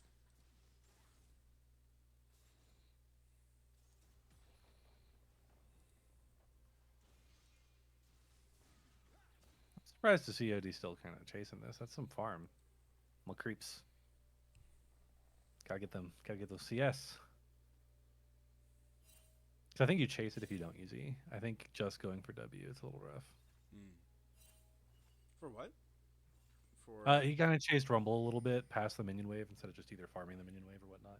okay. Because they E'd into the minion wave. Gotcha. So like even if you hit W, you're not gonna get your follow up. Mm.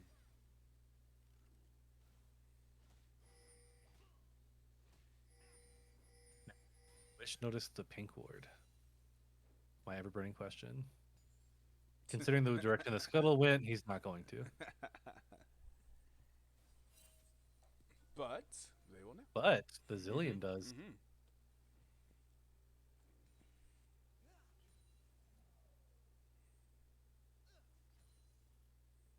The Zillion just gets here. Yes, had to have. Mm.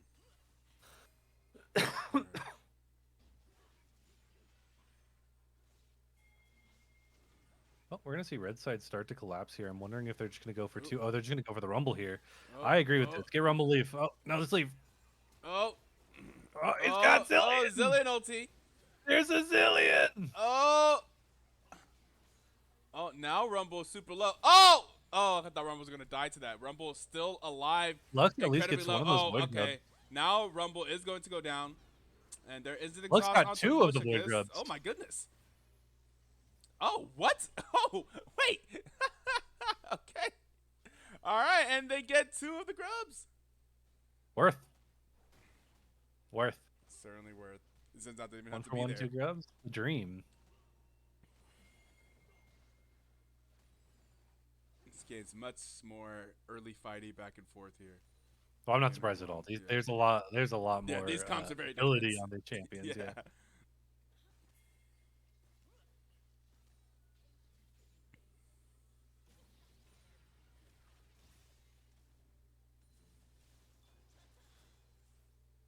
Okay.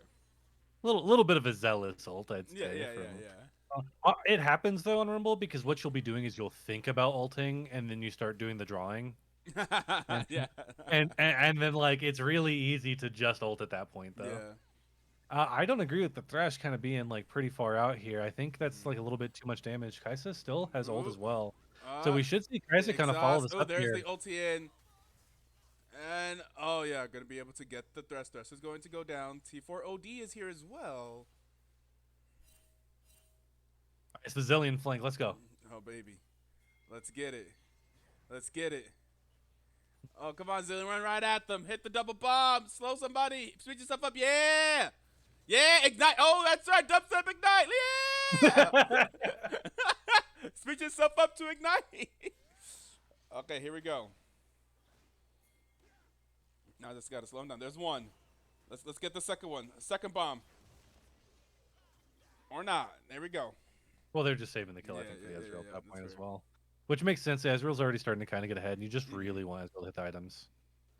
Crazy dodge by Zillion. I don't think that was on purpose, Nice. but Zillion's schmoovin'. well, because I mean, I'm pretty sure Lux was out of vision, so I Mm. think I think Zillion just happened to move a different direction. Okay. I'll give him the second one, but Zillion kind of feeling it a little too much, Oh, maybe. But they get the oh, flash. The hook I was doesn't like, ring. can you hook and flay into the bombs here? Not sure. Yeah, you can. I love that shit. You know, since Thresh has been considered like underpowered for a while, they should give him his hook flashback. Control ward on red side, right? So Zillion had vision. Oh, it is on red side. Okay, my bad. Mhm. I missed the ward type. Yeah, that's just. I'm washed, guys. I can't pay attention to that stuff anymore.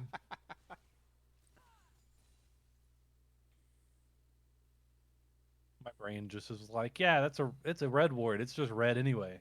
It's just what those wards look like. Oh wait, it's blue side. My bad. Where it's red side, actual ward. Okay. Oh, it's like it's just go look for an engage here. Ezreal should be strong. Okay. They're both very strong. They both have their first item. The top side, yeah, that's true. And we're gonna see what she gets visit the top side. So Lee Sin is top. Zinzao is bot side. There's a teleport coming in from Lux to the bot side, and there is the ultimate, and they are going to go in, and they're gonna flash out, but wasn't even taking. Didn't even take a single tower shot.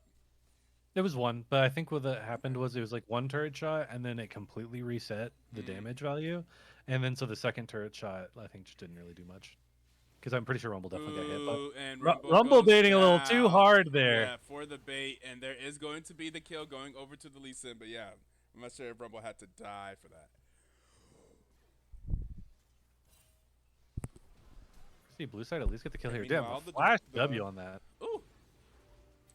He wants it so bad. Ooh, ooh. Oh, Big Potato is going to go down. And there is the hook, but what you going to do with that? Yeah. You got to back out. Because it's hard not to be like, look how low the Kaisa is. I'm going back in. Oh, and the flay. Oh, this hook will get it though. Ooh, okay. Still not quite enough damage. If the ult was up, yes, still, yeah. then yes, but just had to use the ult to try to save the Ezreal. Yeah, honestly, one of my favorite things about Thresh and like All-Star is when they get those quick little cheeky trade back kills by their turret. Yeah. Because people will start playing like fast and loose, and then you could just like, yep, well, guess what? I just played you under the shit. Yeah. All right, just headbutt pulverized you. Flat. You weren't ready. Because you really have to give them like just the space for that. Like you have to respect those champions around their own turret. Yep. Too much CC.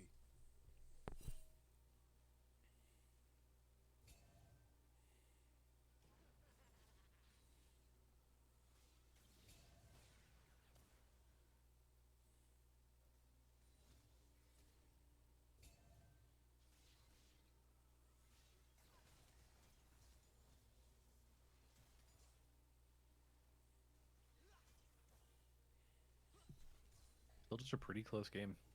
Yep. Lots of fighting both sides. About 1,000 between the two teams. Only one kill. Lee Sin is here in the bot side. Ooh, the Q is not going to land, but Hex should still go down. The hook is not going to land in, but the flay is good. And Shire is going to be out as the rest of the things will miss. So Rel should be okay. Gonna walk it out. It was Juke shoes. Trust. Those kill shots. Hey, doesn't matter. They got the tower. Yeah, they were zoning shots, to be honest. Like they were like, get away from the turret. We're about to take it. Yes, exactly. It was a macro decision, not a mechanical one. Trust. Ooh, a lot of damage going to ISO here. Oh, a lot of damage. But see a solo it's going to be, could be, and it is going to be a solo kill going over to Clarity. I know me some Rumble now Oh, oh, A little oh, bit of an oh, early oh. W, but seeing the Yep, zillion, you just leave. yep. Ah, surprise to Oh, the see the ulti. Zen ult. Okay. Zillion isn't known for his Damage. huge damage. Yep. But we're gonna see them go ahead and walk up and then try to do a fight here. It's gonna be a little bit interesting. Lux's cooldowns are down for now. A Zillion good ult ulti could come through. is Oh, the up. Lux ult is down as well. Yeah, Ooh. there's just not damage at all on the side for Ooh. blue. And the And this Rumble TP ulti is as gonna be well. rough. Oh, this TP is. Oh no. Oh no. Ah, Oh no. Oh no. Oh, and this ulti is going to land, and that's going to be a bunch of kills. It was just 7-8. What happened? Now it's 7-14 suddenly, as we just get 6 kills going over to the side of Cory is a dog. Now they have a 14-7 lead here at 15 minutes, and that also they're gonna pick up their Rift Herald here as well, and that's gonna give them a 4K lead all of a sudden. Zillion all the way in bot lane, already Oh ganking somewhere baby, else. Zillion Getting the making ult things out. happen. There we go.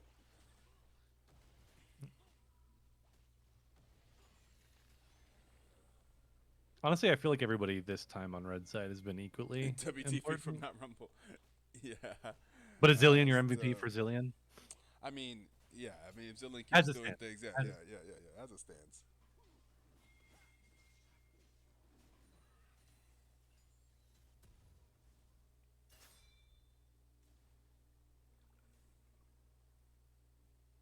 Wait, so who just played Nocturne? Who's a normal jungler? That Daylight Etoe? Savings or right? Squiddy, I think. Squiddy. Oh my God, they changed a lot. Yeah, no, yeah, that's what I said. Because clarity was support for sure. Okay. Wish was mid. Daylight savings was top. Oh, okay. So to me, that's why I'm pretty sure it was Squiddy.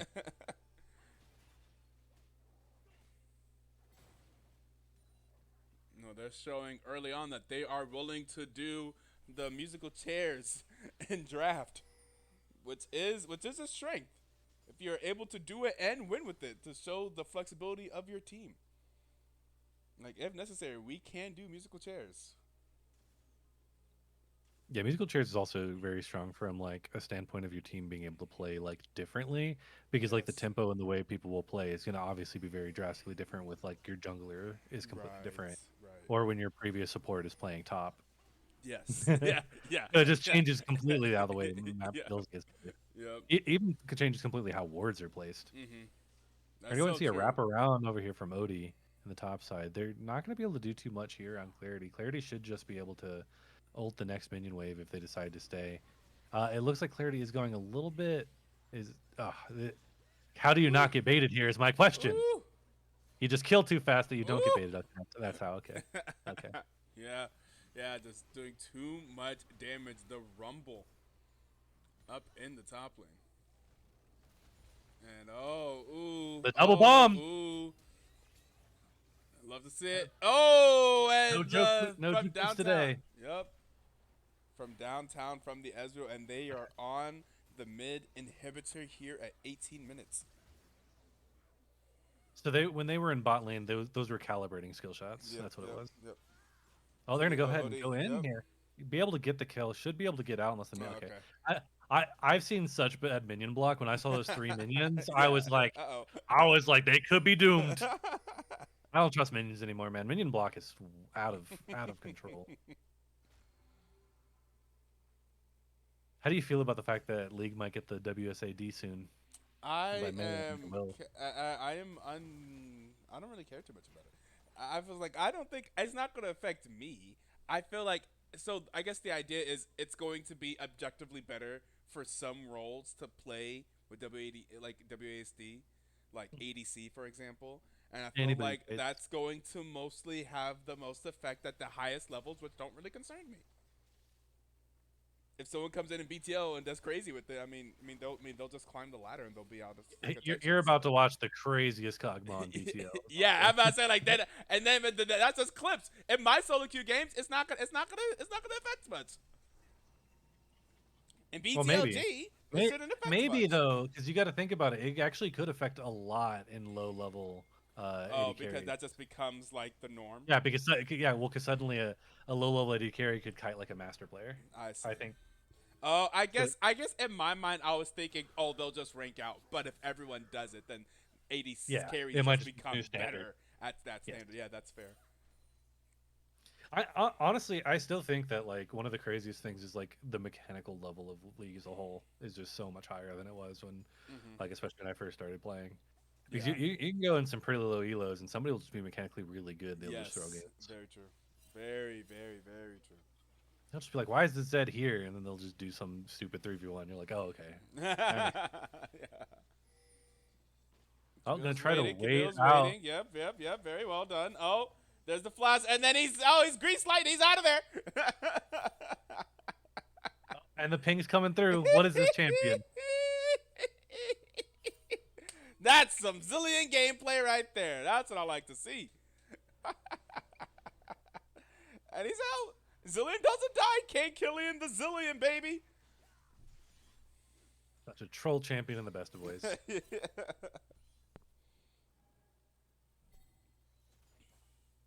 Oh, did you just get baited by that blue ward? You couldn't help yourself, I could love you? it. I love it. Blue ward baiting is one of my favorite things to do. Oh, I do it all the time. I see someone recalling, like, oh crap, if they recall right now, they'll get away. I place a blue ward next to them, and then they stop their recalls and take. I'm like, yes. They can't help it. They can't help it. Blue ward baiting.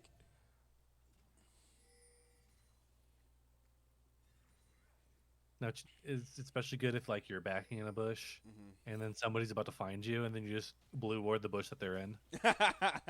Then they're just like, surely they're not close by if they used a far side ward. Right. It's not a near side ward. We're just gonna go ahead and see the this starting to be taken. The bot lane, the Otacon, it just looks like it's free. Yeah. What can they do? Lux steals this. Lux steals it. Oh no. Ooh.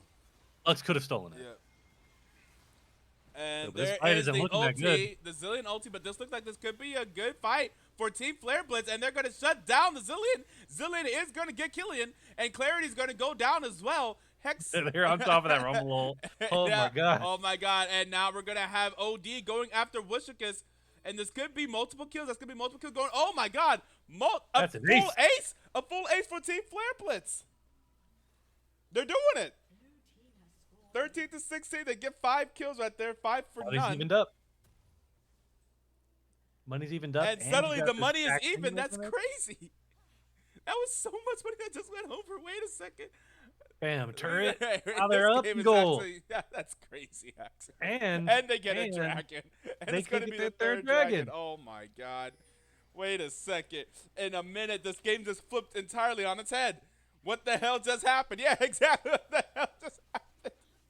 Oh, the Otacon throw is real. Wow. What did I say? Game one. Otacon makes people be throwing games. Yeah. That shit yeah. hurt. Yep. Because it gives, if I remember correctly, it gives you a like, I think it gives you like shredded armor and magic resist, or like shredded armor at least, similar to how Baron does shredded magic resist. I don't really remember. I'm washed now, so regardless, Hoyt is what I'm gonna go with. And like, it's so easy to just throw games off of that. That's like definitely, I honestly think it's somewhat easier to take a contested Baron than it is to take a contested Otacon. That's fair. Yeah.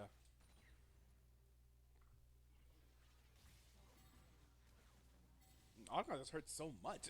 Oh man, ISO. Taking some damage.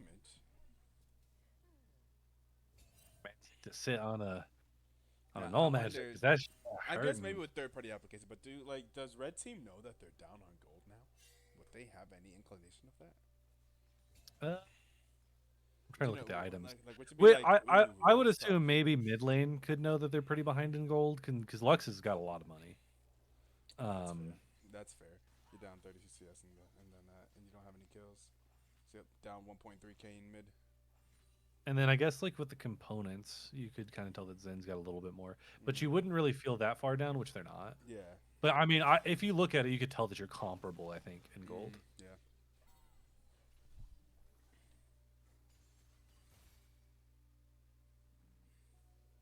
It's like, did they know that they were up 5k and then suddenly lost it? Yeah, but Baron coming They up. die. guarantee you they definitely felt they were in control, and then they were like, wait a second. Yeah, I that know was it feels bad. a lot worse Yeah, now. especially getting for the fully other team. aced. I guess usually when you get fully aced, you're like, ooh, did we just mess up really hard? Getting fully The aced answer is is, yes. is tough. Yes. Okay, we got a little bit of a kick flash here from Wishikas, and that is going to secure the kill on Isodak. All right. This should be a Baron attempt coming up. The Zinzao is spotted. Needs to be very careful. You're against a Thresh. You can't really just walk up. In fact, Lux and Kaisa need to go to mid lane as soon as possible to push up the mid lane to get vision on the Baron side. Yeah. I don't think technically staying bot really and tough. pushing that is really worth it on the Lux And end. there I know is the blue I know ward, she's so got they are TP, but aware. but it does stop them. It does stop roadside completely. Hey, those And now blue they know they're a little wards. bit too slow. ISO's TP is going to be coming up too. Ooh, there's the walking into the No, you hook. can't do it There's the alone. walking into the hook. It's going to be a very takey Shire, but Shire is going to go down. Now here comes Zinzao. Zinzao is in there. Here's the Rumble Ultimate. This is going to be going super Fantastic low. Rumble. Princess is going to get the kill on Thresh. Thresh is going to go down, and Princess is going to go down as well to Daylight Savings. And Daylight Savings is still in there.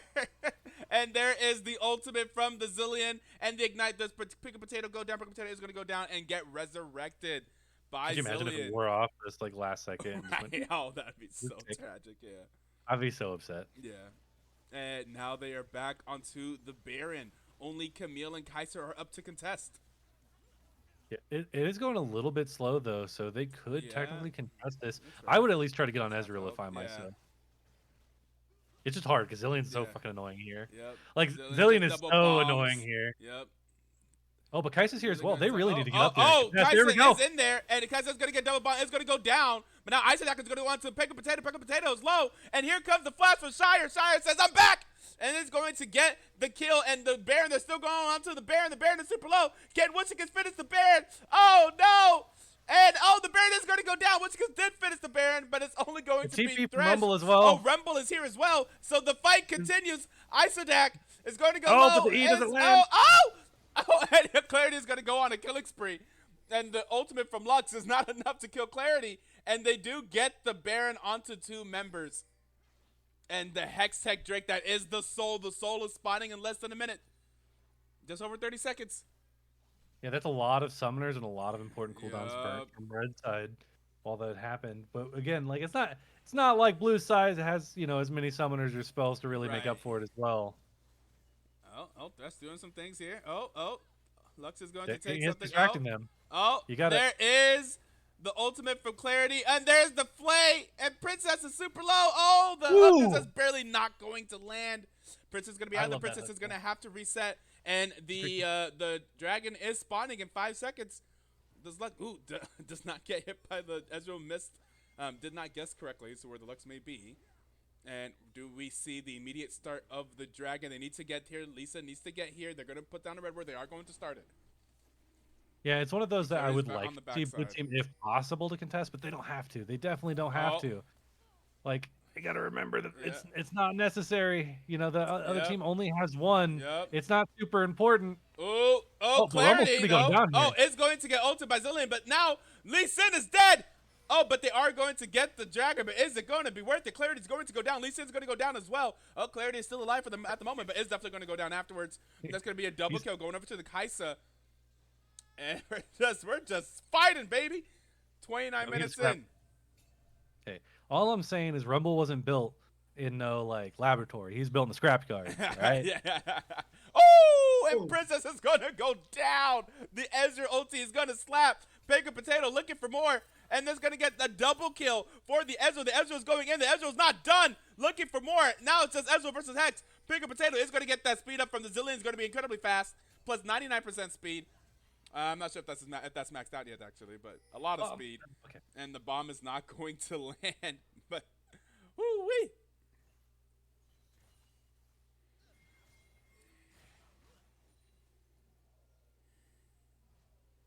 Very fun. Yeah. Should very be fun a right now. pretty free inhib from the side of red team. Well, actually, one interesting thing is that Zillion is recalling here. So if you kind of call the bluff of Ezreal and Thresh, I would love to see Camilo here. Oh, Camilo's down and though. here is the engage. The bluff Onto the called. Ezreal. Looking for the Thresh. Isadak is still in there. Oh, Thresh, the No! gates, baby, the gates. Man, blue buff coming in clutch. The attack move hit the blue buff. Oh, man.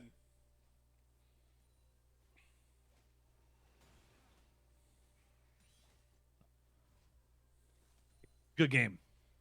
yeah. This right here is the certified banger, 20-24 here at 30 minutes.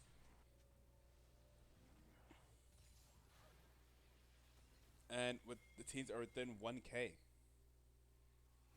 Yeah, I have a feeling it's just going to be like whenever the dragon's about to spawn, that might decide the whole game. It just Yeah. really depends because they could just fight over this blue buff and decide the whole game.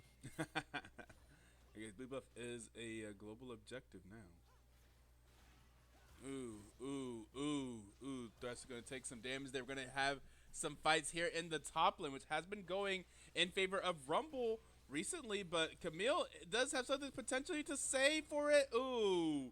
But no, it's going to be going to, and there is the blue buff. It is going to go over to the red team, and there's a thumbs up from Wishika saying, not even close, baby, and there is the hook. The hook and the kick onto Shire, but Shire is alive. Shire's going to take the Ezreal ulti. And perhaps a hook from Thresh, not going to land, but is going to get hit by the light binding. Okay. And status quo returns. Yeah, I would and they definitely like to walk out. see ISO just grab an all magic. I know you don't really need it for the rest of the team, but considering you're just side laning so much into Rumble, Yeah. like sitting on a Hex Drinker, I know he wants Sterix. I know Yeah. he wants Sterix. But Hex Drinker is so good here, and just the fact that you keep side laning, and you saw how close that was. That was so close with zero True. magic resist. True. I just think at this point, if you're Camille, you definitely want to kind of like be able to survive the Rumble specifically. Yeah.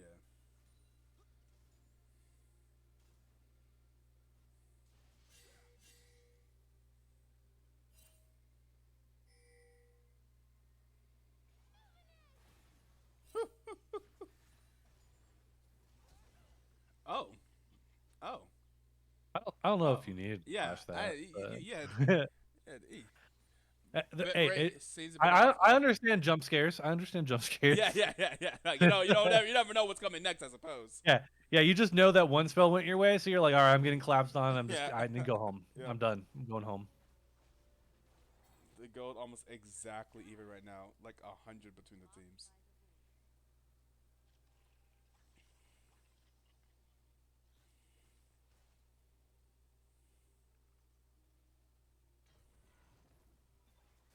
Such an important dragon. Very much so, yeah. Is this the same soul it was last game? Yep. Game 1 was won by Cory is a dog, CID. Who is now red team? Yep.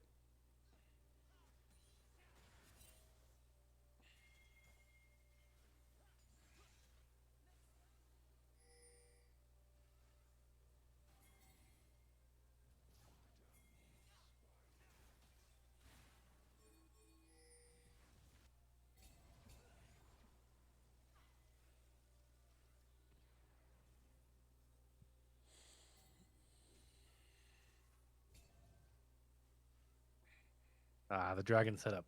This is where games are won and lost. Yeah. I would like to see Camille not really contest. It's Rumble right now? Rumble is coming in for this could be a sick flank. But they should be aware record they're They should be very aware they of where should Rumble be very is. aware. And Lee Sin also potentially flanking now I don't from know the if they bottom saw side. Lee Sin, though. Did Like they Lee Sin see was Lee kind of Sin obvious go doing it, but I around? think they were watching Okay, Rumble. they are gonna think back so. out. There's a teleport coming in from the Camille now. Camille may just instantly is gonna get instantly. Oh, and there is the they're just whole using it to full engage. engage though. Oh my God, the Lux ulti does so much damage. However, Camille, both supports are down. It's going to be a double kill from the Rumble. The Rumble's doing a lot of damage as well. So the initial burst of damage. Then Hex is in the backline doing some damage. And is actually going to be able to kill the Zillion. And maybe make it out. Maybe make it out. Make it out. Make it out. You No, not going to be able to make it out. I think especially as like kind of on hit, you kind of just go in for the kill there. Yeah, that's fair. That's fair. The confidence, Princess looking potentially for the steal.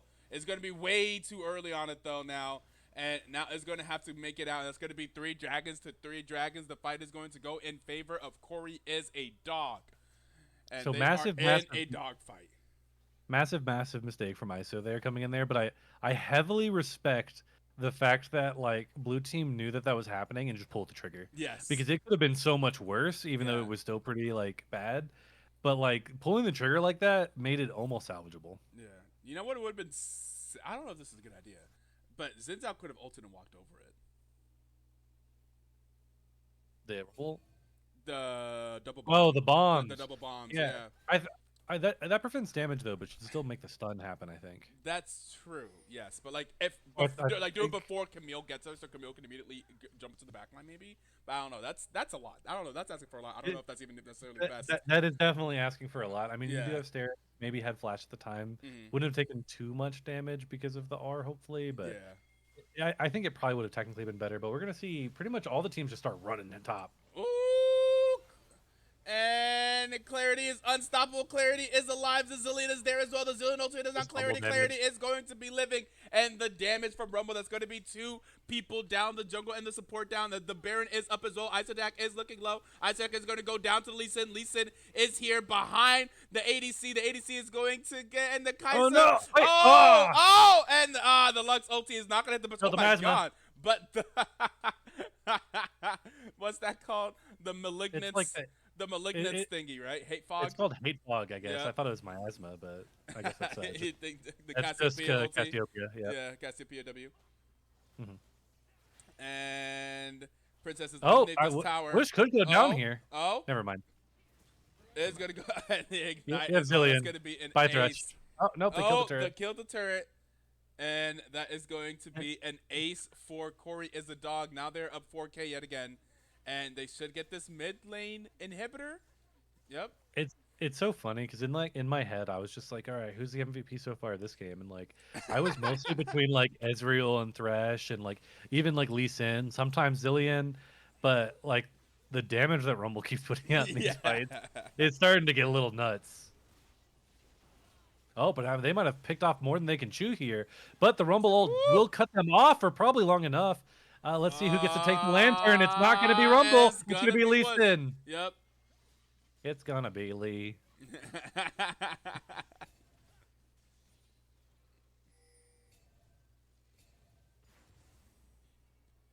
That's a dated reference too. Oh, that's very dated.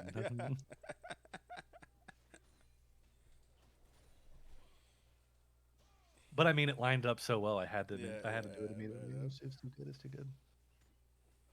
Old sad boy would appreciate that reference, I'm sure.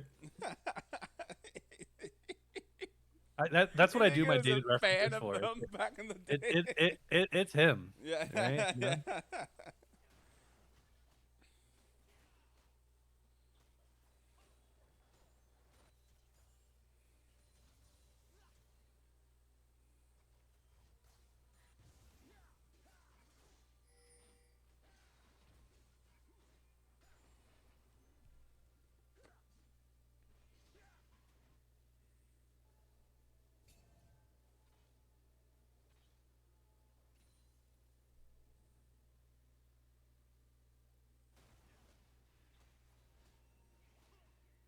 It's gotta be so nice having all those hex tech drags that Red Side has because it's just a bunch of attacks being cool introduction. It feels so nice. Like it literally makes all your champions feel more smooth in like every way. We now have under a minute for the guaranteed soul fight. Oh no! Oh, okay. Oh no! Like this. Oh, there is the Ezra ulti. Oh, onto everyone. It's going to be doing a lot of damage to that backside, but the Thresh is going to go down as the first kill of this fight. Daylight savings, but this lane trouble is going to have to ult himself. We got the teleport coming in as well. Let's see what Rumble does here. Comes Clarity. Here is the ultimate. The Rumble ultimate going to cut the fight in half. And oh my god, the Lux ultimate is going to do a lot of damage as well. Daylight savings no longer has ultimate. That could be potentially a 1-team fight for blue side. But here comes the carry and double kill for the Rumble. What does Rumble have left? Nothing. And it's going to be an ace. An ace for the side of Team Flareblitz. And they're going to get the Baron. And the Dragon comes up right now as well. It's the Baron and the Soul. the Baron and the Soul. Only maybe. They might. Oh no, they don't have they're time for it right recalling now. because they do have to There's hex gates protect their though. There's hex base. gates. Oh, the base, the gates, the gates. Yeah, the hex gates. They should get to the dragon Yeah. still really quickly. Thefts will get there too. Here we go. The gates, the gates, the gates. I mean, if I'm blue team, I would welcome Thresh in that dragon pit. That's fair. All right, Thresh, make something happen. If Thresh walks up and like steals the dragon, though, I'm gonna lose my fucking Oh mind. my god. I'll be playing that clip everywhere. If Thresh somehow steals this dragon, which is definitely Ah, not happening damn. anymore. Yeah. But if it happened, Thresh is the MVP. Yeah, If they won oh, yeah, afterward, 100%. Thresh by far is the MVP. Yeah. Gets the soul. It doesn't matter what happened the rest of the game. Yeah. You know, what an amazing comeback fight by Blue Side. But all I could think of right when I saw them all in that choke is, man, if Clarity was there during that choke, Blue Team would have been melted. Yeah. Melted. Very true. They literally were in a line. I visually saw the Rumble line.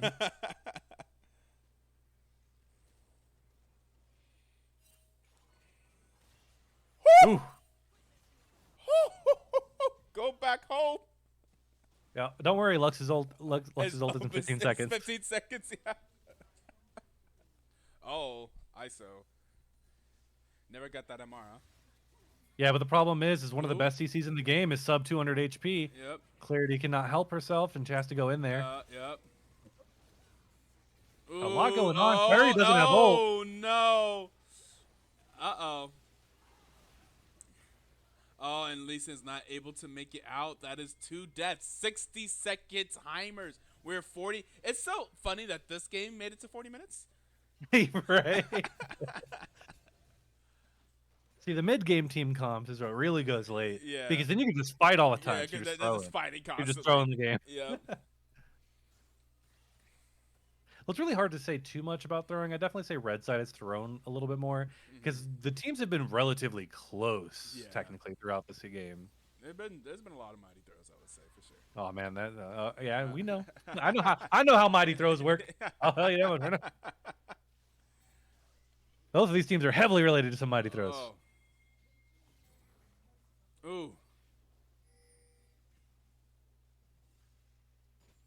So you don't want the turret that bad, man. Oh, yeah. I mean, I guess you do. I mean, yeah. If you get away with it. I know, but why? Just go home. Go home. Well, I wonder why there's no zillion double bomb being thrown. I'm just seeing stuff like that. It's not even that like they're dying. It just gives me anxiety. Like, just go back. You're making me anxious. Okay, they still haven't been able to break the base. Now, quite a very yet. important purchase that definitely helps if you do another TP again like that is you get the GA. So then, yeah, sure, they can double bomb you again, but maybe the team fight breaks out and you're good. True. Plus, you also have the Sterix on top of that, which decreases the stun time heavily.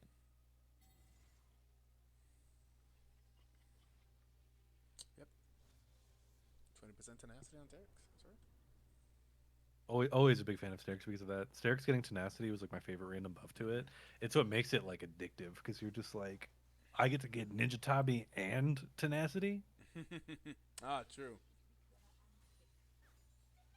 And then sometimes you get the, I mean, it's multiplicative, so it's not always like the best, but also when you do get the Merc Treads and like the Sterix, you're really not CC'd long at all. Which is definitely good for the Zinzao. They're going to see them try to go in here. This is a really interesting choke. Yeah, the Rumble ult, not quite getting it. Getting Princess really low, but, you know, there's just not enough follow-up there. And, Clarity a little bit there too is close. the engage. Oh, and there is the ulti from Princess, and Isadak is here in the back, and Zillion does not have ultimate available anymore. Zillion wasn't ready. Oh. I hit the minions and still get the static proc. Oof. Now the real question tough. is, do they end in the 50 seconds? I think yes, but Zillion wave clear is decent. If they don't have a Baron anymore. Oh, but I need a double bomb. Zillion's why are you throwing one? Why You're throw scared. QWQ. it's the Hex Tech Dragon. You're just like, I'm There gonna it get is. fucked. There you go. Oh, but 1 minion lived. It walked all the way around the right side of that's- Zinzao. 8 seconds on the thresh. Okay. They can still end technically before it's time. I think it's going to be a Mhm. double inhib and then a reset though. Yes.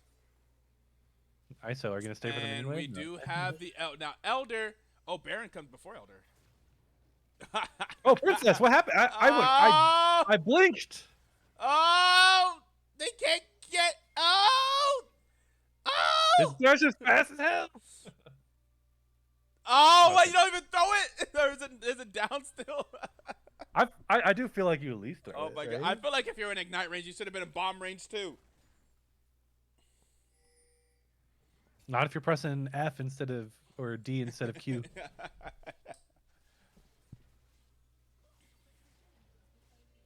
All right, it's all about the Elder. Yeah. It all comes down to this, like many games have. Uh-oh. Oh. Thresh flashing over. Here comes a teleport. There comes a lot of people coming in on Thresh. Thresh is going to go down. Thresh does get the ultimate down. And there's some slows. But they weren't quite ready for that. Trying to walk up to the Elder. They have 20 seconds until Elder spawns. And they are on Lee Sin. Lee Sin is Camille ulted. Daylight Savings looking to get there. Wushik Oh, the looking static bad. proc. The static proc. Oh, Wushik is static looking proc. very. Oh, is going to get Zillion ulted. But we have Isodak in the back, and the Zillion ulti is not going to be quite enough. And oh, Clarity's going to go down with. Oh my god, the Lux. Woo. The Lux damage, the Lux ultimate. Can we do enough? There should be the slow. I need some bombs, Zillion. Some bombs, more bombs. There's 2 bumps. Oh, On there's 2 bombs, but they were not able to get layered. Zillion's going to try. Zillion does have ultimate. Zillion's going to get resurrected. Zillion is going to go down. This is going to be game number 2. Going over to Team Flareblitz. That means we will have a game number 3. Oh, Jesus. Like I don't know to give it 47-minute game. I don't know how to give it to Kaisa or Lux. It's just I like feel Lux to me. well, Lux, that's because the ults, man. yeah, like the it's ults are just like crazy, yeah. because I feel like Kaisa was that's actually so just- consistent, like pumping out a lot of damage. Man, those ults, those Lux ults were crazy. But we also have to think about the Lux Qs were also pretty good. It's just man, those Lux ults live rent free. Yeah, that's fair. They were nuts. Oh, damn, I'm mad quiet. Whoops. Oh, boy. Let's see. The damage. This is what I was talking about the Rumble, though. Rumble. This is why I was like, hey, if Red Side wins, I don't know. Yeah. Clarity seems kind of like the MVP once the game was going late, but Yeah, unfortunately, the team got Rumble 2 just damage. junked it, and it was just oof. Yeah, 73,000 damage coming out from the Rumble. Not going to be quite enough to win the game. Those we have 43,000, 46,000 from the Lux and the Kaisa from the enemy team. 49,000 from Ezreal. So Ezreal actually the second most, even though the bar doesn't look like that because it's just how much damage the Rumble did. But all right, that's Ezreal damage isn't fake, but it is fake because like you got to think about how much more work Kaisa had to do to output the same amount of damage. Yeah, You know, that's because fair. Ezreal Qs add up, like add Yeah. up and add up and add up. So like I always think his damage is always a little buffered. Kaisa had to be up in that mix to get the damage going. True. All right, well, that means we have a game number 3. That means the next match will be starting a little bit late. Well, unless this game number 3 just ends up being like a blitz of a game. We will see what happens. We'll set up for game number 3, and we'll be right back after a short break. Where's my...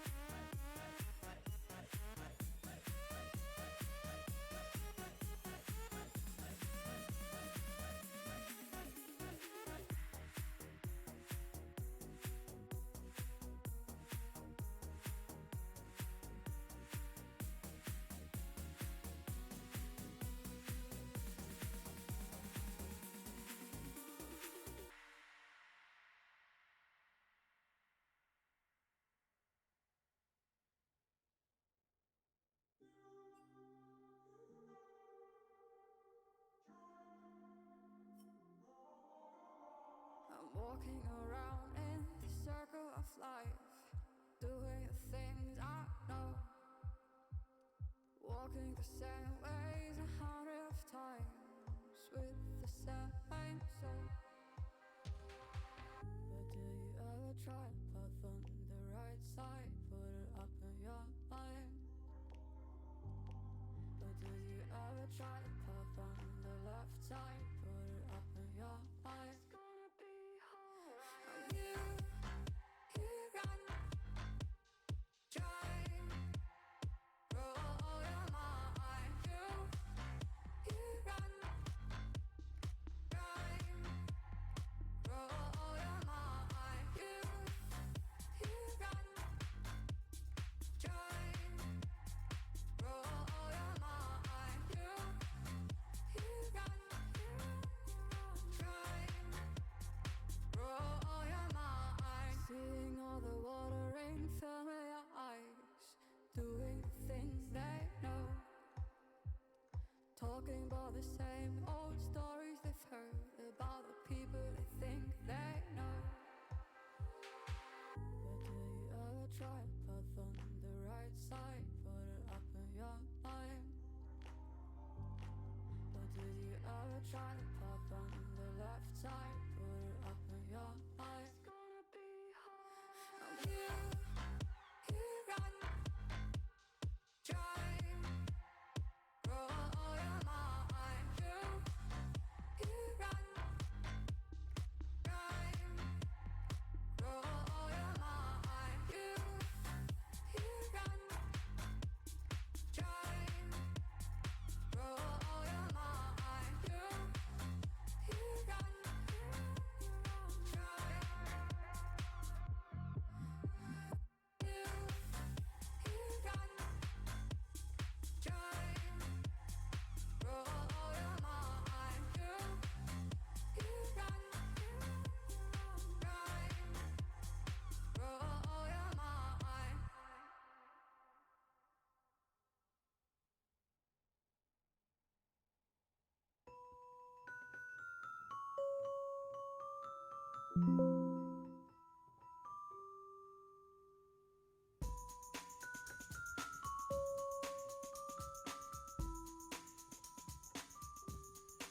You've applied the pressure to have me crystallized, and you have the faith that I could bring paradise. I'll forgive and forget before I'm paralyzed. Do I have to keep up this pace to keep you satisfied?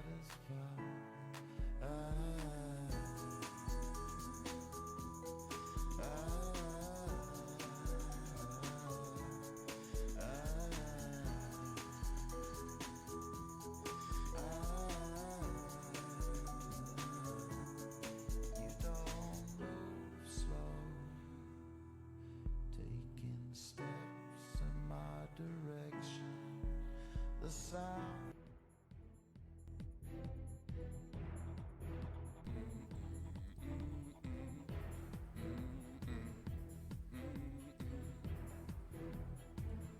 Okay, here we go for game number 3 between Cory is a Dog and Team Flareblitz. We just got out of a 48-minute banger of a game number 2 where Team Flareblitz was able to take the victory after Cory is a Dog was looking like they may end the series in 2-0, but they did not. So here we are in game number 3 of a true fearless draft. That means all 20 champions you've previously seen in this match cannot be played for this one, so we will be having 10 different champions played no matter what. It looks like the bands are going to stay mostly the same, and we're going to see the Kane picked up B1 for Cory is a Dog. Cory is a Dog was the blue team for game number 1, so they didn't get to choose their side for game number 3, and they chose to be on the blue side. So I think that means the B1 pick must be very important to them. So, and they decided to pick up the Kane. We're going to see the Zaya on Team Flareblitz. Do we see the Rakan? Do we see the Lovers duo? Is Zaya Rakan still a good duo bot? We'll find out. We'll see what they choose. We got the Korean champion select music here. Target Ahri ban. Damn. Yeah, the Ahri has been banned every single game. If we look back at the previous draft, the Ahri has been banned. and it will stay banned. And we are going to see the Zyra Rakan, we are going to see the Lovers duo in the bot lane for Team Flareblitz.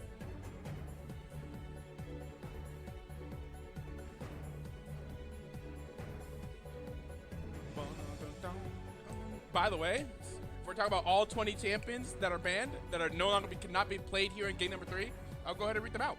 That will be Sivir, Nocturne, Bard, Veigar, Sion, Smolder, Poppy, Jax, Milio, Kale, Camille, Lux, Zinzao, Rel, Kaisa, Rumble, Thresh, Lee Sin, Ezreal, and Zillion. Think about it. That's a lot of bans if you think about it. That's 20 champions plus the 6. That is 26 champions banned. At the end of this, that'll be 30 champions that'll be banned that cannot be played here in game number 3. Of course, League has like 170, so we still have 140 to choose from. And we're going to see a Zeri picked up here from Cory as a dog. Okay, we're going into our pocket. And that's going to be the Zeri and Nami bot lane for Cory as a dog. All right. Outside of like Frostbite, I feel like I don't see a lot of Zeri in BTL.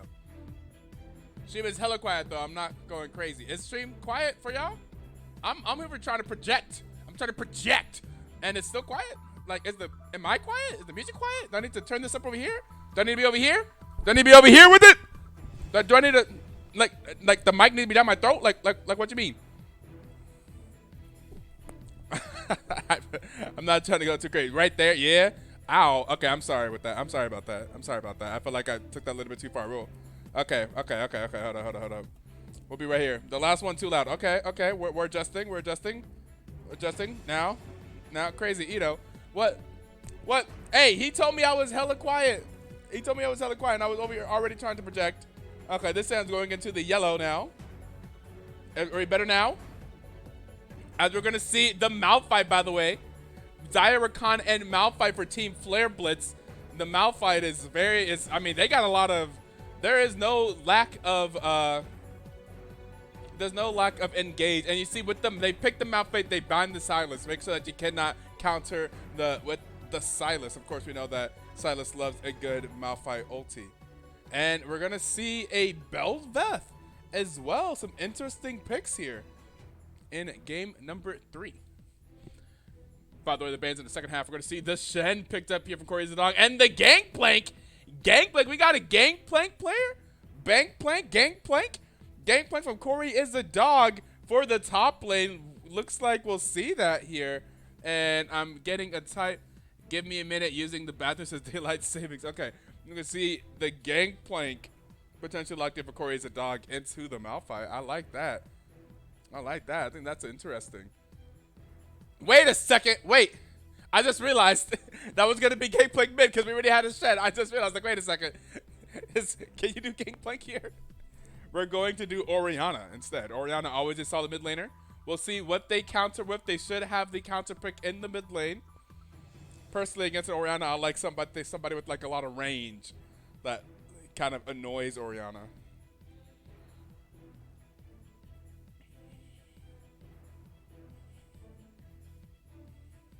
And we're going to see the Galio. Hey, Galio is always very solid as well. So that just can ignore any Orianna poke. Just had that constant magic damage shield. Is happy to build magic resistance. And also goes pretty well with the Malphite. Malphite ulti, Rakan ulti, that engage on top of the engage, Team Flareblitz. We were talking about how in game number 1 they did not really have a lots of engage. Back in that game number 1 draft, we see that Team Flareblitz over here on the right side. They had the Smolder and the Kale and the Jack. They didn't have a lot. This game, not a lot of engage. In this game here, though, they've definitely made sure that they had some engage, some hard engage champions indeed. Okay. So we are done with the draft. I feel like it should be super interesting here.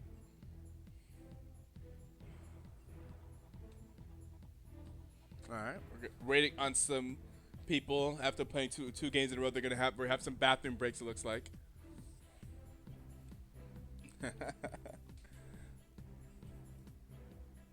And speaking of that, same thing with another bathroom. Oh wait, I think we have a return of InDefiance. In fact, what do you think of these comps? I already know which one you like. You already know which one I like? Yeah, it's pretty obvious. What, execution, ease of execution type thing? Yeah, the one where I could see you just be like, all right, for this team fight, we press R instead of, oh yeah, we have to kite it Yeah, out, make sure yeah, Zeri lives. We have yeah, to use some correct like disengage bubble and whatnot. Yeah, yeah. Correct. Yeah. I have a feeling you prefer, the good old Rakan WR, the Malphite R, the Galio R. Yep. And then Zaya just auto attack. I was like, yeah, yeah, for sure. Ease of execution heavily to for me. Ease of execution heavily in favor of Team Flareblitz. They got all they need to do. They have the engage. They have heal. They have different things that they need. Different. They may be missing damage if Bel'Veth like doesn't really take off. I will say the damage. It may be heavily reliant on Zaya in this game, and maybe that could be a little bit rough. But ease of execution is totally there. And on the side of Cory's a dog, there's just a lot of things. I mean, it's not bad. I mean, yeah, you're kind of kiting the fight around and stuff like that. And Zeri, I mean, you're Shen ulting Zeri, I might imagine. Orianna doesn't have, I mean, Orianna, if Shen ends up going in aggressively instead of kind of kiting back, you could kind of use Shen as a little bit of an Ori engage, but Ori probably just ends up, she doesn't love, Ori does not get a lot of great ultimates off here. Unless, like, maybe on Bel'Veth or Zaya, but Zaya probably doesn't get hit by a lot of Orianna balls. So it's a little bit more difficult to find a good one. So, yeah, Cory's a dog has a more difficult comp, but of course there's a reason why we play the game. We'll see what happens in the early game here. I don't think it's necessarily terrible. They definitely have a lot of damage, potentially. I imagine Kayn probably goes red Kayn here. But I thought my Kays were going to go red Kayn very often and rank them to see them go blue Kayn. So, there's always a surprise is always possible. But yeah, ease of execution, Team Flareblitz, I love it. Lovers duo, hard to go wrong with that. Malphite, Galio, hard to go wrong with that. I think Galio's solid in mid. I think, yeah. I just played a Galio game earlier today. I'm like, yeah, Galio's seems solid. I didn't realize how cool of an item Hallowed Radiance is. In terms of like wave clear, something like that. Like, oh, even if like everyone's like, oh, in an AD matchup, just go Sunfire. I'm like, yeah, no, Hollow Radiance. Yeah, Hallowed Radiance. I was like, even in like an AD matchup, like, nah, you still go Hallowed Radiance actually. It's solid.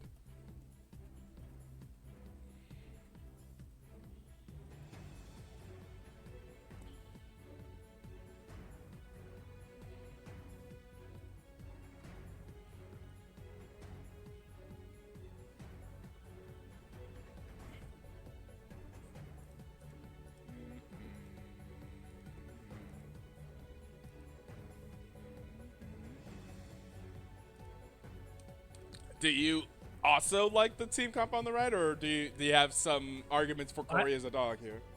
I could see left outplaying it only in the sense of Zeri can technically kite out a lot of the lower range people if she does not get popped, but it's hard. I think left is just very hard.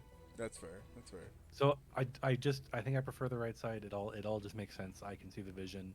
Left side, I get it, but are you gonna always be at the dragon early? Are you always gonna be able to keep Zeri alive with all these engage ults? It's I leave with more questions than answers. While I feel like the red side is just kind of answers. That's fair. That's fair. They have less questions about the red side comp. Is that Giggle wishing us to have a good stream? Thank you. Was Legends live today?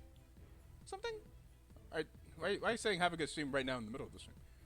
You probably just happen to see it. Yeah, fair enough. Fair enough. Y'all have lobby.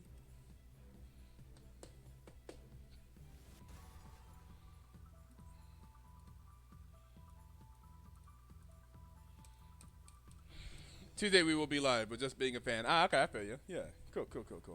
Yeah, Tuesday should be draft. Tuesday's exhibition. Oh, that's right. It's exhibition. Right. Yes. Very important. Exhibition. Draft is that weekend, so next weekend.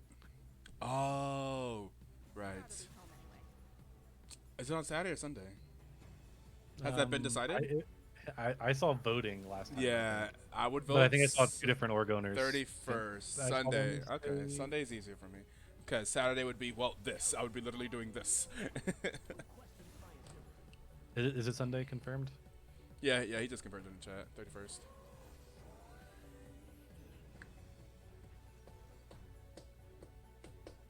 Okay, yeah, I should be there for that too.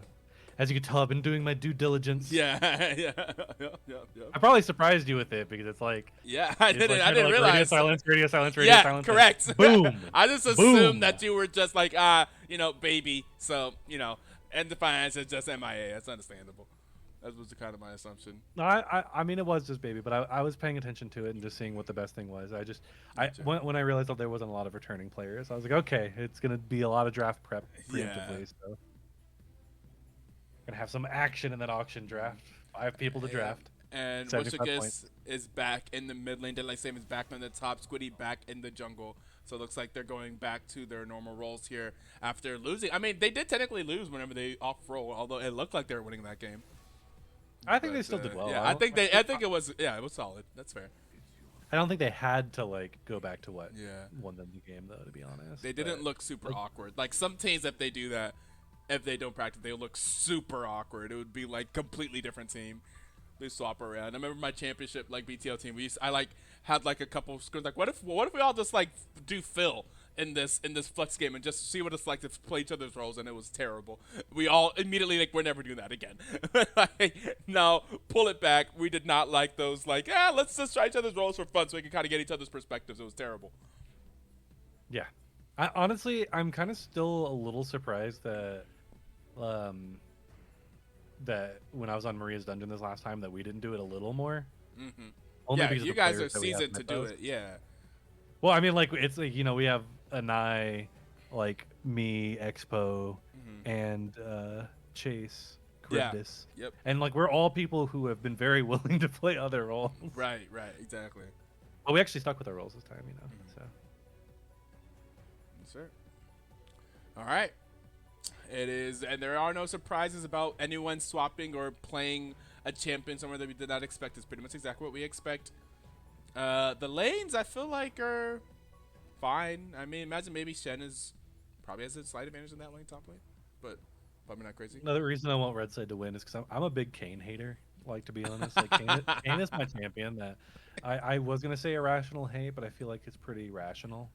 Why do you I hate just- Kane? Like both I just both like him. versions of him, or like I used to his- play a lot of Kane, but I just don't like him as a champion because like I just feel like naturally like there's junglers who like crutch on playing like a Kane does, Mhm. and like I don't think it's like real jungling. Okay. Because Philosophically. because you go through like these weird gank paths that don't like really exist. You know what I mean? Like you're Mm. able to just run at people awkwardly, and I would feel a bit better about it if he didn't feel like he got like a lot of free out of it. Whether it be like his blue form where he gets like a lot of free extra damage, Mhm. or his red side where he just gets such tank shredding Yeah. that like he could be feeding all game, and then like if the comp is right for him, he'll just start winning even though he's like playing really bad. I'm a big Kane hater. I just Fair am enough. a huge Kane hater. I also think if you hit him while he's in E, he should pop out of the wall immediately. The grace period is dumb. All There right. shouldn't be a grace period. He should pop out. Fair enough. All right. We got about 2 minutes left in the spectator delay. For us to get into game number 3, we're going to hit you guys with that 1 minute ad to turn off the pre-roll ads for those that may be joining the stream later. And we will catch you guys after a short break.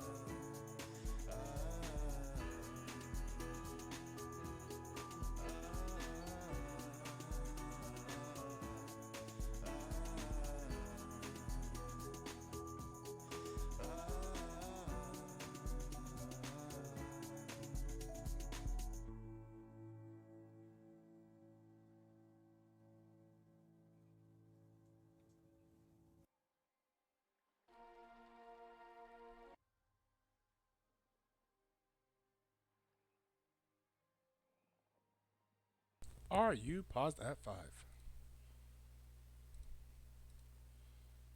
Are you here? He's not here. I am here. I am Okay. paused at 5. All right. Let's get it. 5, 4, 3, 2, 1. Play. 6, 7, 8, Yep. 9, 10. Let's get into it. Game number 3, the final game of this match between Cory is a dog and Team Flareblitz. Who will take that? Who will take game number 3 and take home the victory here in week number 2 of 3 for this regular season? Here's my friend asking me if it's tournament night. Yup. Just gotta get Xperia TV/Black Twitch League.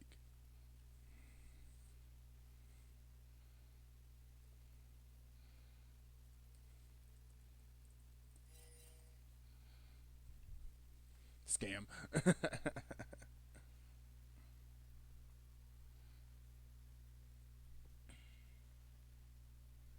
Looks like nothing too crazy is gonna happen here in this level 1. Maybe an deep ward here from the side of Team Flareblitz.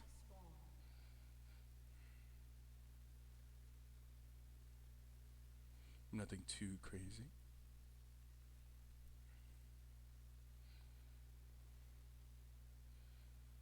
Yeah, I think the early game should theoretically be pretty slow, with the exception of maybe some Rakan Zaya, aggression early on. Yeah.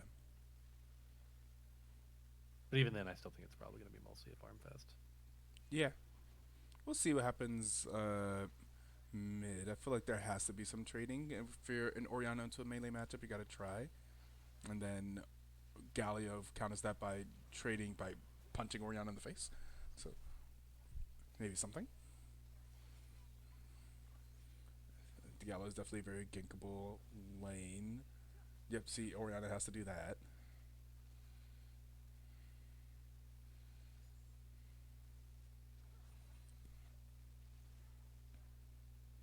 These matching Zyrakan skins, it looks like it. And yeah, up here in the top side, I figured, yeah, Shen will probably also try to get some good trading into the rock. Oh, yeah, Shen's got some hella good trading to other tanks with that passive. Yep. And Galio keeping up, doing good on the farm.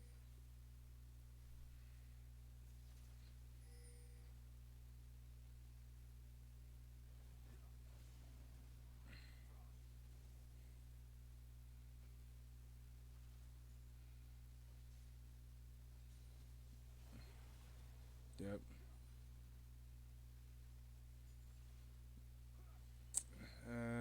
What's Galio doing? Galio just getting deep vision right here. Okay. It's a warning from both mid laners. They do get some information with that, knowing that. I mean, they probably what they should have already known is that Kane probably definitely cleared bot side. Yeah, Kane, it's one of those things where Kane's religiously start Raptors. Yeah. So. I don't know if the last time I saw Kane start anything else.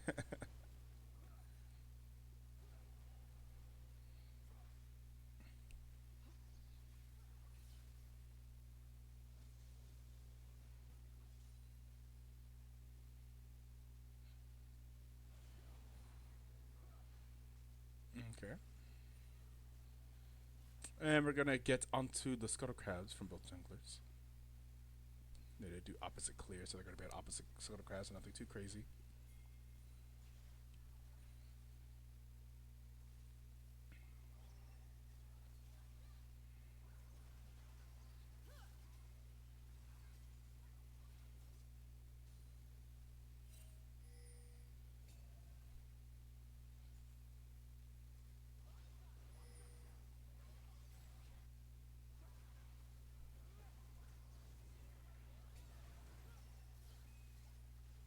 Whew.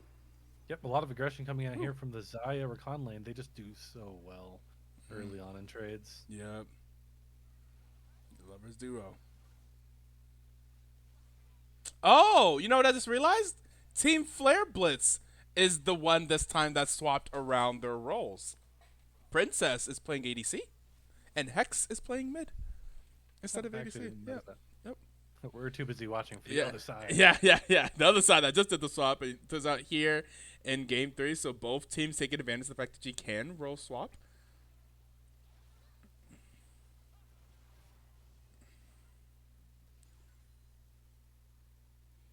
Both of these teams have veteran BTL players at least involved in some type of way, so they're both well aware of the rules. That's at least the Red Strike is drafting for the red team here, and of course Wishikus is a seasoned BTL player, so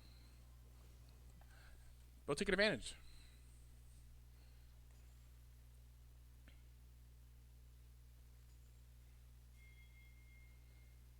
Some teleports coming in from the Oriana and the Malphite at the exact same time. That pink sound was laid on top of each other almost exactly. It was super loud.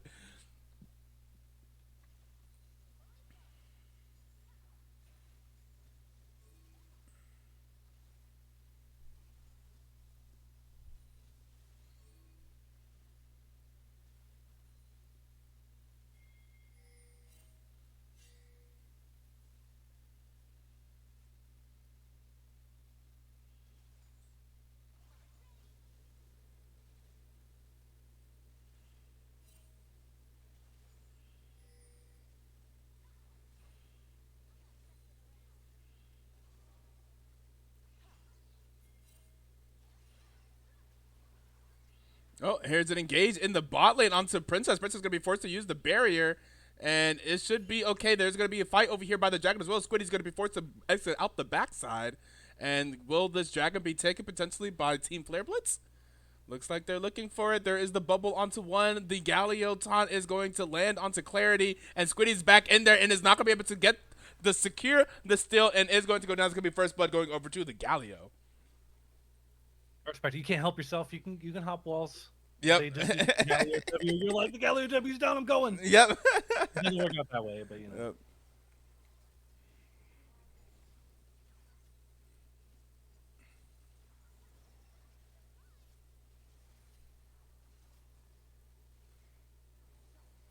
There is the knock-up onto Clarity. Here's T4OD. There is the flash forward. The knock-up not going to land. Going to get a flash out of the Zeri as well. And we got some trades up here in the top lane. Both of these top lanes looking a little bit low. I feel like Shen wants it now. Like, oh, baby. Oh, don't tempt me. Oh, but the ultimate from Malphite. Oh, but Shen lives. Oh, no, and Malphite. Oh, but, oh, wait, but the minions. Oh, and Isaac X going to land. Oh, baby. And there is going to be the kill going over to the Malphite. The winner of the slap fight today is going to be the Yeah. Isaac insane. Went in on that. And there's going to be a teleport now from the Shen. Teleport from Malphite is down. We're going to see some grubbies, looks like, from Team Flareblitz. Kane. Oh, they got some deep vision, though. Look at that deep recon vision. This Kane is going to be seen coming from a mile away. Yep. Oh, Zaya's here, too. Wait a second. Oh, they did the full rotation of the bot side to the top side to secure this. Okay, very well done. Very well done with that swap to secure these grubbies. And the grubbies going to go over to Team Flareblitz.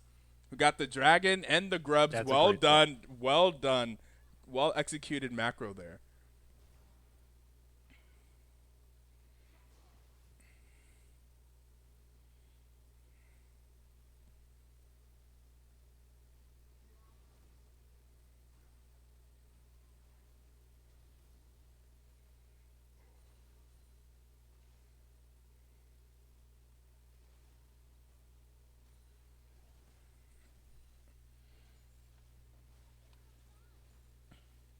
Yep. Secures in with the dragon secure. They also secure the grubbies, secure the first two objectives of the game this way.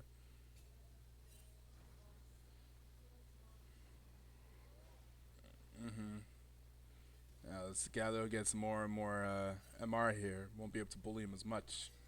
For now, can still bully a little bit, sort of, but got to be cautious of the engage.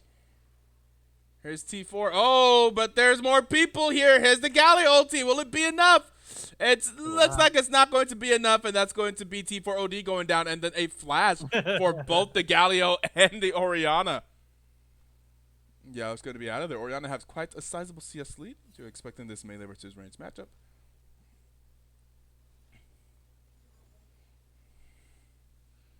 And a kill going over to InDefiance's favorite jungle champion. Galio, my favorite.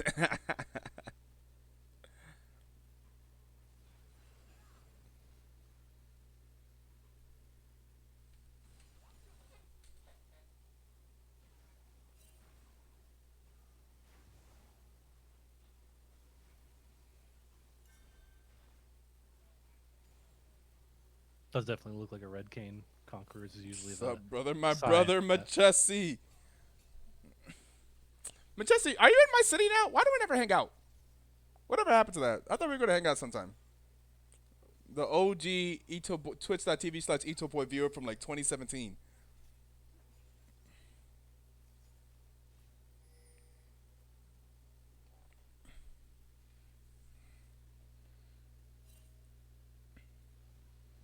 Oop. Is it only black people playing? Genuine question. That's a fair question. We do get that question a lot. No. In fact, I'm not sure if anyone black is currently playing. There will be at least 2 black people playing in the next game. I can tell you that.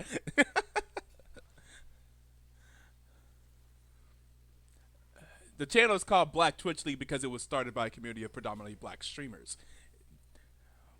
They did not, however, then restrict the league to only be to black people. It'd be very difficult. Seems like a scam. What seems like a scam? What are you talking about? Yeah, obviously you need to change the name to Inclusive Twitch League. Yeah. False advertising. This is the Arlington. Real talk. And this playoffs. This is the regular season. But BTLG only has 3 weeks of the regular season though. No, Real I was talk. actually Okay. really close to the Yeah, mail. for sure, man. Send it to me via Discord. I'll hit you up. I actually got some good friends out there in Arlington. I'll be out there every now and then. Ooh, and then a 4-man Rakan ulti here. Are they going to be able to get clarity? Clarity's going to flash away. They're going to try to kite the fight out. Looks like they may be successful kiting the fight out. And yes, they do not die. But that was 4 people charmed from the Big Rakan Ori whiff as ultimate. well. Big what whiff? Ori. Ah. Ori ult. Ah. The Ori ultimates are going to be important on for Malphite them. also ulting the Shin to make sure Shin couldn't follow as well. Very key. Ah. for the way that was gone. Yeah. Yeah, I honestly think that we're going to see Kane contest every single objective to at least try to flash mine over the wall. After watching those last 2 dragons, there's no way Kane doesn't just keep doing it all game. I was trying to find the 15 black people who play League. Well, at some point, all 15 of them were in BTL. Especially in those early seasons. Yeah, for sure. We still know most of them. Nah, almost none of them still play League, though. We're all all got away from League. I barely just now got back into League. At this point, BTL is, I say it's black-owned. That's how that's our black homage. It's a black-owned business, if you could call it that.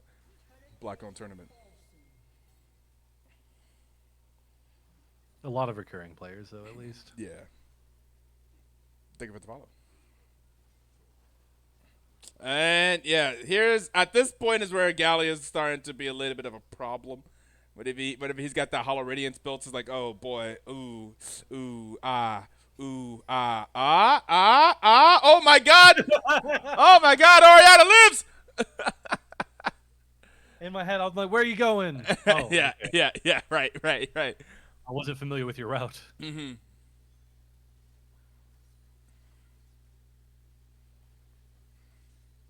And honestly, that the lane swapping for what they did earlier twice over with the Malphite going over was really good. All of a sudden now Malphite's actually ahead in CS. Oh wow, yeah, wow, yeah, that worked out. That was a good macro decision. That was great. Holy shit, it's the Tigris. You know what's so funny about the Tigress? That's like she's like involved in LCS now, right? Like that. I remember whenever, huh? I said she at least was. Yeah, she was. Yeah, I remember whenever she was finding her when she was a much smaller streamer, like finding her stream like a long time ago, and never knowing that she was gonna end up that way. I feel like I remember talking to her like a long time ago. Oh, is this a It's solo so kill for funny. ISO? Ooh, No!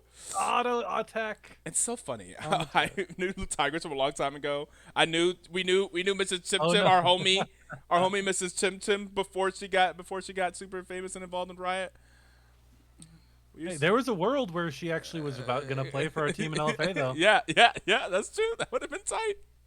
I wish I had seen that message. Yeah, 'Cause that all would've been- things oh my considering God. the results, I would have at least Right. like some viewers. Right.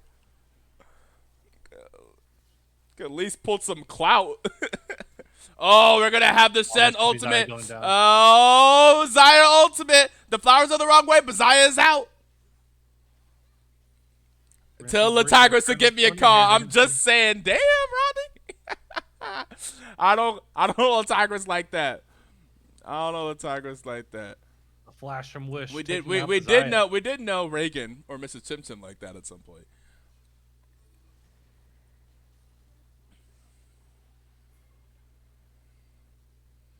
I just remember her stream whenever she was much smaller and getting started on Twitch. I never actually talked to her though. Malphite, stop in the back. It's in there. So it's crazy. Oh. Oh my God! That turd was warmed up. Oh my God! Oh my God! Oh no! Oh, Oh, the blast plant Oh, didn't go to make the mid it. turret. Oh, you don't have no. to hit the blast cone. I know you're Oh. escaping, but Oh, ISO! Oh my God! exhaust the barrier. Oh boy. She got the boot. Well, she stepped down. Oh, she stepped down from us. Oh, I see. Well, I know she stepped down at some point because the community was being a little egregious, like it always is. I see. I think Shox has been the only like girl I've seen in the scene that people like don't Like, immediately. that is survived long term. I see. Well, I know. Is it Emily has survived long term, but people were hating on her for a while too. Mm-hmm. But she's enjoyable. Olive, I think, was pretty good, right? Because then she started doing stuff for FlyQuest. I have literally no idea. I don't be paying attention with it. Emily is a goat though. She's okay. Yeah, she's super enjoyable. I've enjoyed pretty much almost everyone in the scene. I've actually very rarely had issues with like almost any of the casters. I think the European casters can like jerk themselves a little less. But we're gonna have a fight break out here. Ooh, the disengage. We're talking about execution. If they play this execution well, if they're able to play these team fights well, then maybe the ease of execution won't become much of a problem. There's going to see the Orianna ultimate is going to land over there. T4 OD going to get low. Squiddy's going to get that kill. Now going to be on a killing spree. And that's going to be one kill already going to the side of the blue team. And ISO, Shire's going to go down. And Hex, actually, it's the Galio that's looking low. And they are on the chase. And they do have a lead. And, whoo. Hey, team fight execution so far is going very much so in favor of Cory is a dog. Even though they have the potentially the more difficult team fight to execute, they are executing it, making it work. Yeah, so far it's just been like a team effort from blue team. They're Yep. just kind of running at people as a death ball. Yeah. Like I can't be like, damn, this one person's really just setting the pace of the game. I'm like, man, I see all four. The of them Nami just ultis and the disengages and Nami ultis everything are have been fantastic. Yeah. Yes, even saving Whoosh earlier too. That I thought he was. Yeah. super good. Right.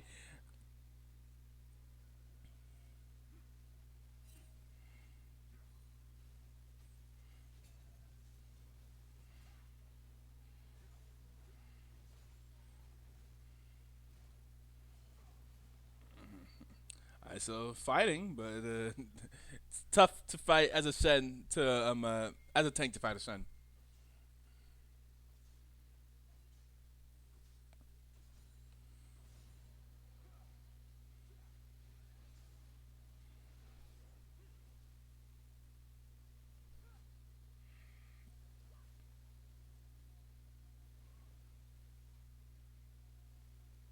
Honestly, with the way these fights are going, I am seeing the Zeri stocks go up. See, look how long Ooh. he's technically in the wall, and he got hit like in Ooh. River. I swear to God. Ooh. Ooh, this is looking like a good team fight for Cory is a dog. They were not able to engage on that red cane. T4OD is going to get low. Hex may be the person to pay for the sins. And that's going to be a double kill. Actually, all three of them are going to go down. There's going to be 3 kills in exchange for none in favor of Cory is a dog. And they're looking for the mid lane tower. See, now we're at the spot of how easy is it going to be to get Zeri anymore? Yeah. Especially with the way Nami's playing, having a Shen as well. Yeah. Then you have to also make sure not to fall for the Ori ball or the Cane in general coming from flanks. And the game is just starting to look really rough. We're going to see the Otacon immediately started up.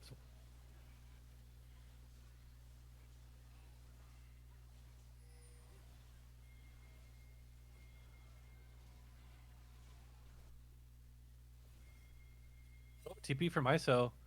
We also got a TP coming in from Galio. I don't think anyone else is really in range. It's going to have to be an attempted steal from just the laners. Zeri's going to get it at 25 HP, but let's see how this fight shakes out.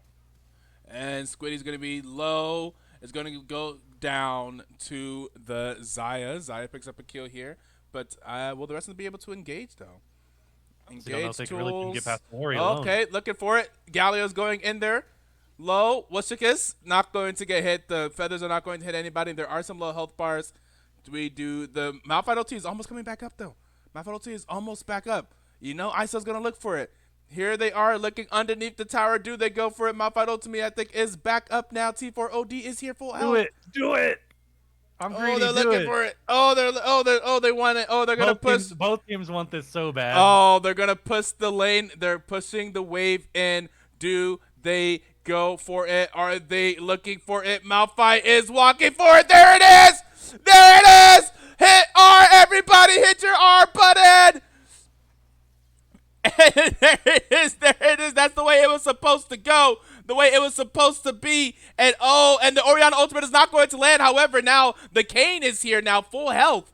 And it's going to be, the Kayn is going to come and clean up the fight. And and only the junglers live. The consolation prize of red, though. Yep. No way they do it. Oh, they'll do it. We all knew it was happening. Yeah, that's the whole comp.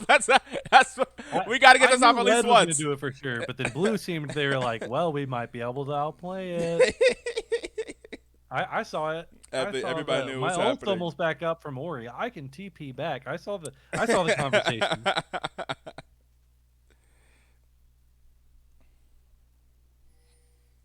As soon as that wave made it to his house, like, they're looking for it.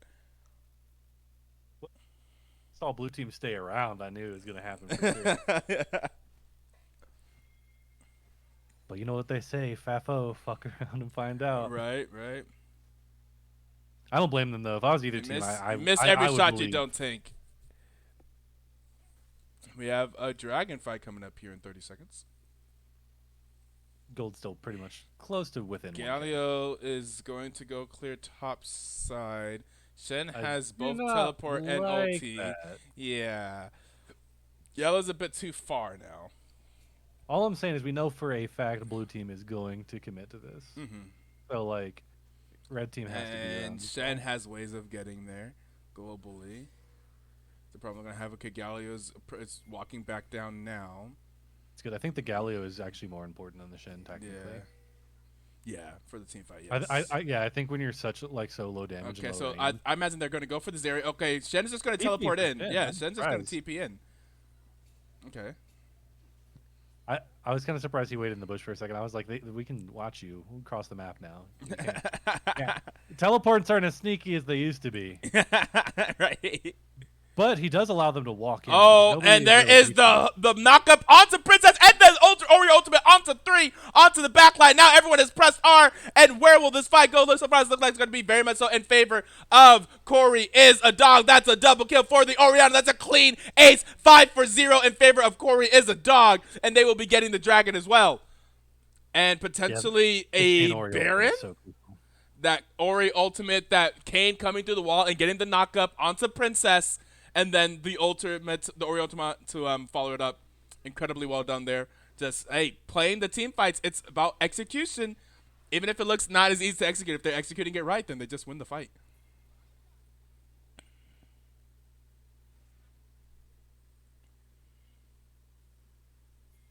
I'm assuming Shin actually dragged the ball in, considering I see Wishikas has spam pinged Shin a lot. I thought it was probably the Kane, but yeah, I wasn't sure. the Kane did hit a massive Yeah. knockup. The knock-up onto Princess was still big. Because I don't think, Princess did not get an opportunity to hit R before being dead. So, yeah, that's huge.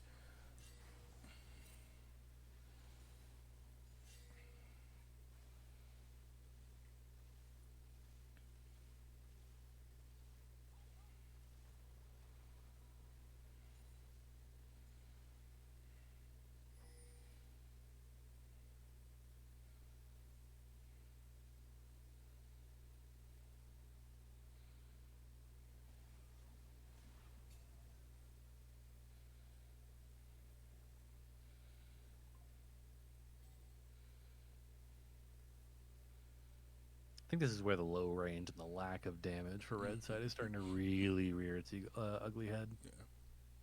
Because once the gold lead starts changing, it's just the fights become a lot harder, especially with like Belveth. I kind of would like to see like an AP jungler when you're playing with Saya like this, and you don't really have like a lot of AP elsewhere. I think Yeah, that's fair. I think Belveth is fine, but the problem is like you're already so low range with the rest of your champions that it makes it a little awkward. Yeah, that's fair. So what's a champion that you think would have been a good jungle here? Diana. Diana. Yeah, that's fair. Diana would have been good. Brand would have been good. Oh, you like that? Zyra? Zyra would be really good. Yeah. Mm-hmm. Like just like Like I think a like lot of AP junglers would be really good. Lilia? Hey, Lilia's my favorite. Yeah, Lilia would have been super good too. Mm-hmm. Definitely a lot of things that can kite Lilia here, but there's also not a lot of CC, which means you can kind of just zoom through, especially if you've got Rylai's going. Yeah.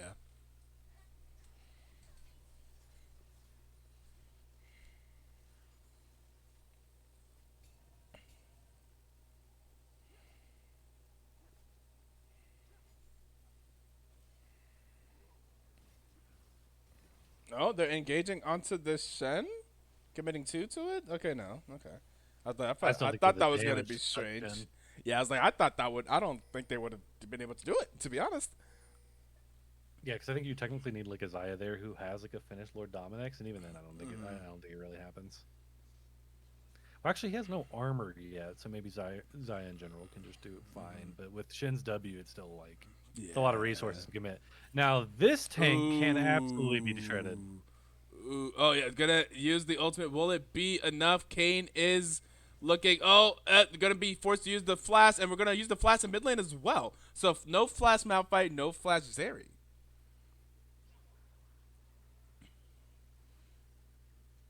And see, this is exactly why it's like Belveth is just so hard. Is there's so many things that just like knock her up, and like everyone's low range as well. So like everyone's in range of like the Ori, the Nami, disengage. It's really hard to play Belveth in this game. Yeah, that's fair. Like I was saying earlier, at some point it's going to become a little bit of a damage question with this comp. I feel like you're very dependent on the Xayah for damage. The Xayah ultimate is going to go down. Sire is going to go and get the ultimate. However, it's not going. They don't have any follow-up, and the Rakan is going to go down. And now here comes Isodak with the teleport to the backside. Remember, teleport is not as fast these days. And also does not have ultimate. So what was going to happen there? And gonna try to walk this out. Hopefully they don't get too terribly punished for this. They already lost one. Xayah is going to recall. Xayah will not have ultimate up for this fight, and we do have a dragon coming up in 45 seconds. Looks like we're going to fight before the dragon.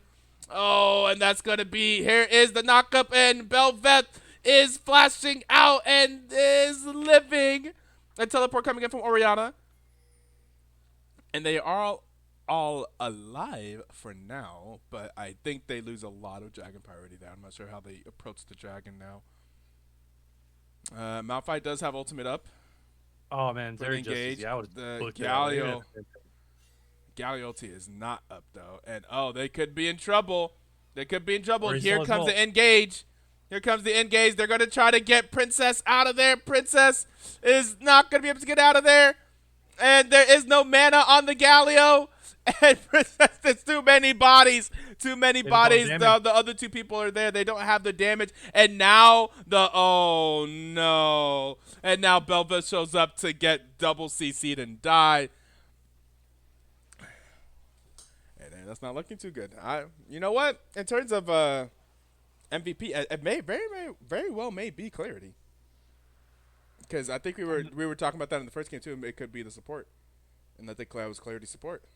Nami's been huge. Do need more love. Yeah, Nami's been huge too.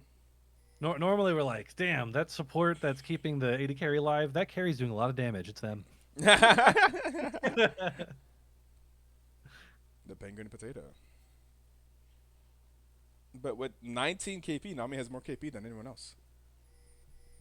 Oh yeah, fantastic game so far though from pretty much all the members of Blue Team. Very well done. Yeah, we were saying it's ease of execution, but team fight execution. If they just execute the team fight better, then ease of execution doesn't matter as much. Well, now at this point, ease of execution, it's a lot easier to play Blue Team than it is. Well, yeah. That's fair. It's like the lack of damage is just so apparent if you get behind on Red Team that like nothing's really easy anymore because you're pressing all these buttons, you're getting all this fantastic CC, and nobody's getting even close to dying. Yeah. Oh boy, ISO, I don't think you were ever going to win this. I don't think this was ever in your wheelhouse to win. I don't think you ever had a chance. I don't even know why you even tried that. Dodge the W. Dodge it. Happy feet. Oh, there's no dodging this. Yeah. Yep. Quick, your team should have been taking Baron somehow the whole time.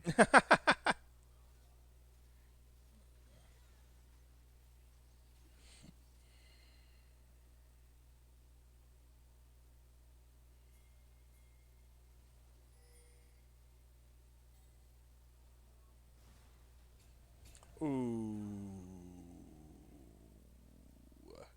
Yeah, Orianna hurts. Orianna hurts. So Orianna much. hurts. Orianna hurts. Yeah. Orianna has like more damage than the whole Red Team combined. Yeah. Yeah. That's when you know the game is tough. Yeah. Because and, not only does Ori hurt, but there's also 3 Infernal Dragons behind that. Let's go ahead and add that multiplayer player on top of Rabadon's. So these Ori ults are going to be absolutely massive.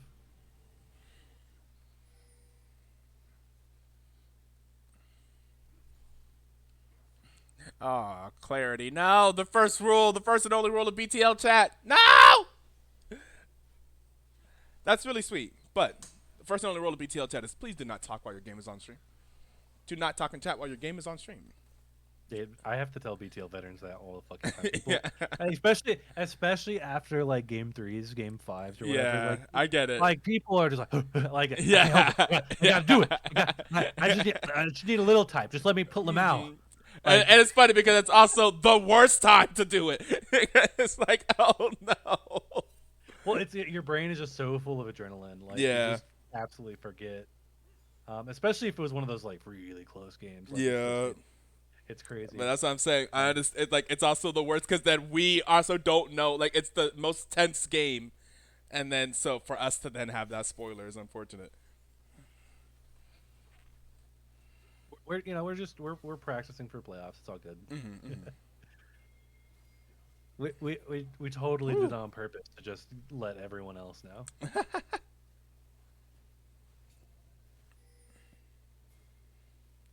Ooh. Oh God! Just knocked around. Oh Jesus! Oh no! The shredder. Oh my God! Oh no! And only Princess is left alive. Oh no! The only person hit was Shen. If you call that being hit. Oh no! Oh no! Oh God! Yeah, everyone's got summoners to use. Burn them now. Yep. Disappointed I didn't see a Nami and Zeri flash forward trying to all steal the kill.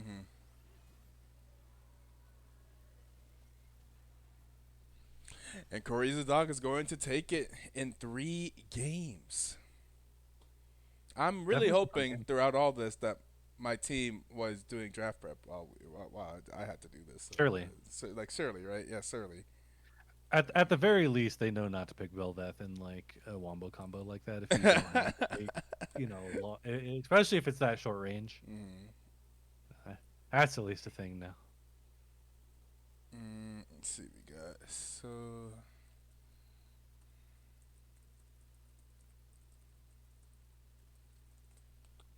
Let's see. I will ask this time. We got new people in here. I'm not going to drag.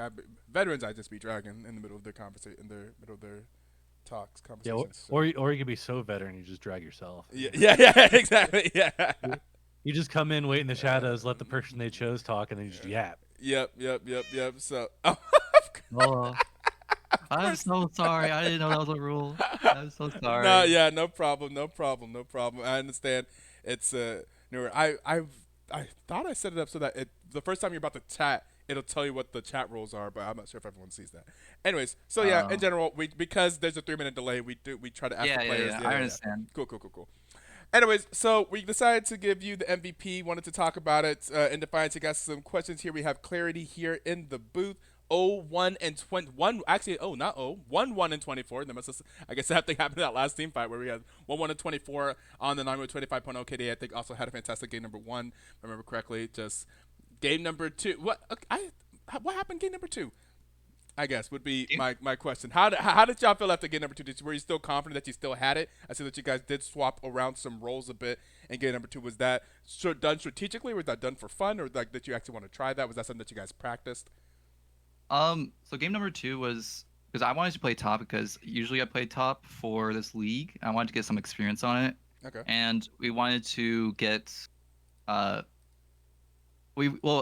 draft was so everyone's comfortable on their own roles with me going top, and we don't really have that much of a flexibility. So our draft pick was kind of weak, especially since we made a few mistakes near the mid game to end. But I still had fun in that game. Yeah, I think it was Sure, a lot of rumble damage. It's a 48-minute game. Yeah, a lot of rumble damage as well. Yeah, looked like he had some fun. Yeah. Yeah. And our top laner wanted to play Zillion mid for some reason. Oh, hell yeah. I respect that. Etoe knows all the reasons. Yeah, 100%. 100%. I respect that. Okay. InDefiance, you got some questions? Trying to think of some. I'm not really sure. My room's hot as hell right now. I'm like, my brain's melted. So going into it, like, how much draft prep do you guys end up usually like doing? Do you guys like do it just like an hour or so beforehand? Do you guys get anything done? Or you guys just like YOLO? Yeah, we get a few. We got like an hour or 2 of draft picking, seeing what the other players play at least, and then we decided who would be the best matchup in. Yeah, like we decided who was the best matchup into their team comp because we knew what they were going to play, or at least looking towards into playing. Okay. So we were just trying to figure out what the best synergy for our team was, despite if we were going to get counterpicked or not. Okay. All right. That's fair. GG's, you guys now are 2-0. I think you played. Wait, who'd you guys play? I think the next week is it my team? Do you guys play us next? Yep. Well, too bad you guys are 2-0. It's 2-1 still a great record to end the game, to end the season off on. So I think you guys will still be in a pretty good spot after next week. We'll see. Yep. And wish you guys the best of luck. I have to play a game right now, so I don't have too much longer to say. To dally on here. We're going to try to figure out how we're going to get this next game produced, which I have no idea. Shout outs at least. Oh yeah, that's right. Always have space for shout outs, Are you going to shout out Cory? Yeah, shout out for Cory, our friend who passed away 2 years ago. Okay. We're playing this game for him in his honor because he loved League of Legends. Okay. And yeah, shout out to Ted's Zillion mid. That was definitely an experience. Experience. And Whoosh, shout out to Whoosh for tilting for our 3rd game draft pick. He was very tilted. What, really? What? Yeah. Did he not like the draft? He hated it. He was like, it's over. We're done. I'm like, trust the process. We got That's this. funny because he ended up going 7-1 and 17 on Orion, doing the most damage in the game, so couldn't have been too Yeah. terrible. So that's funny. Okay, You just see great. so many R buttons that could be pressed on you, and you're like, it's over. Yeah, Well done. that was the concern. But I think the lack of damage and very short range from red side started becoming very apparent as you guys started Yeah. seeing it harder and harder. Plus, you had like a lot of amazing saves, like especially like him running all the way down from like mid. You were able to get that zoning ult and then just not like healed him, and he just got to walk away. I thought he was dead. All rights. Mhm. Yeah, I got a good few good ults, some good bubbles. Pretty happy with that. Good game. I wish you luck in your next game. All right, thank you. All right, we're gonna take the stream down. We're gonna figure out how we're gonna get the stream back up, or if we're gonna get the stream back up. If not, maybe I'll just end up streaming up my own perspective. But we potentially had a producer that mentioned something earlier, but hasn't been responding since. So we'll figure it out. InDefiance, are you able to stream? No. No. Okay. So we'll figure it out. If not, we'll figure something else out. We'll be going live again shortly, I'm sure, and we will catch you guys back after a short something. I don't know, a break.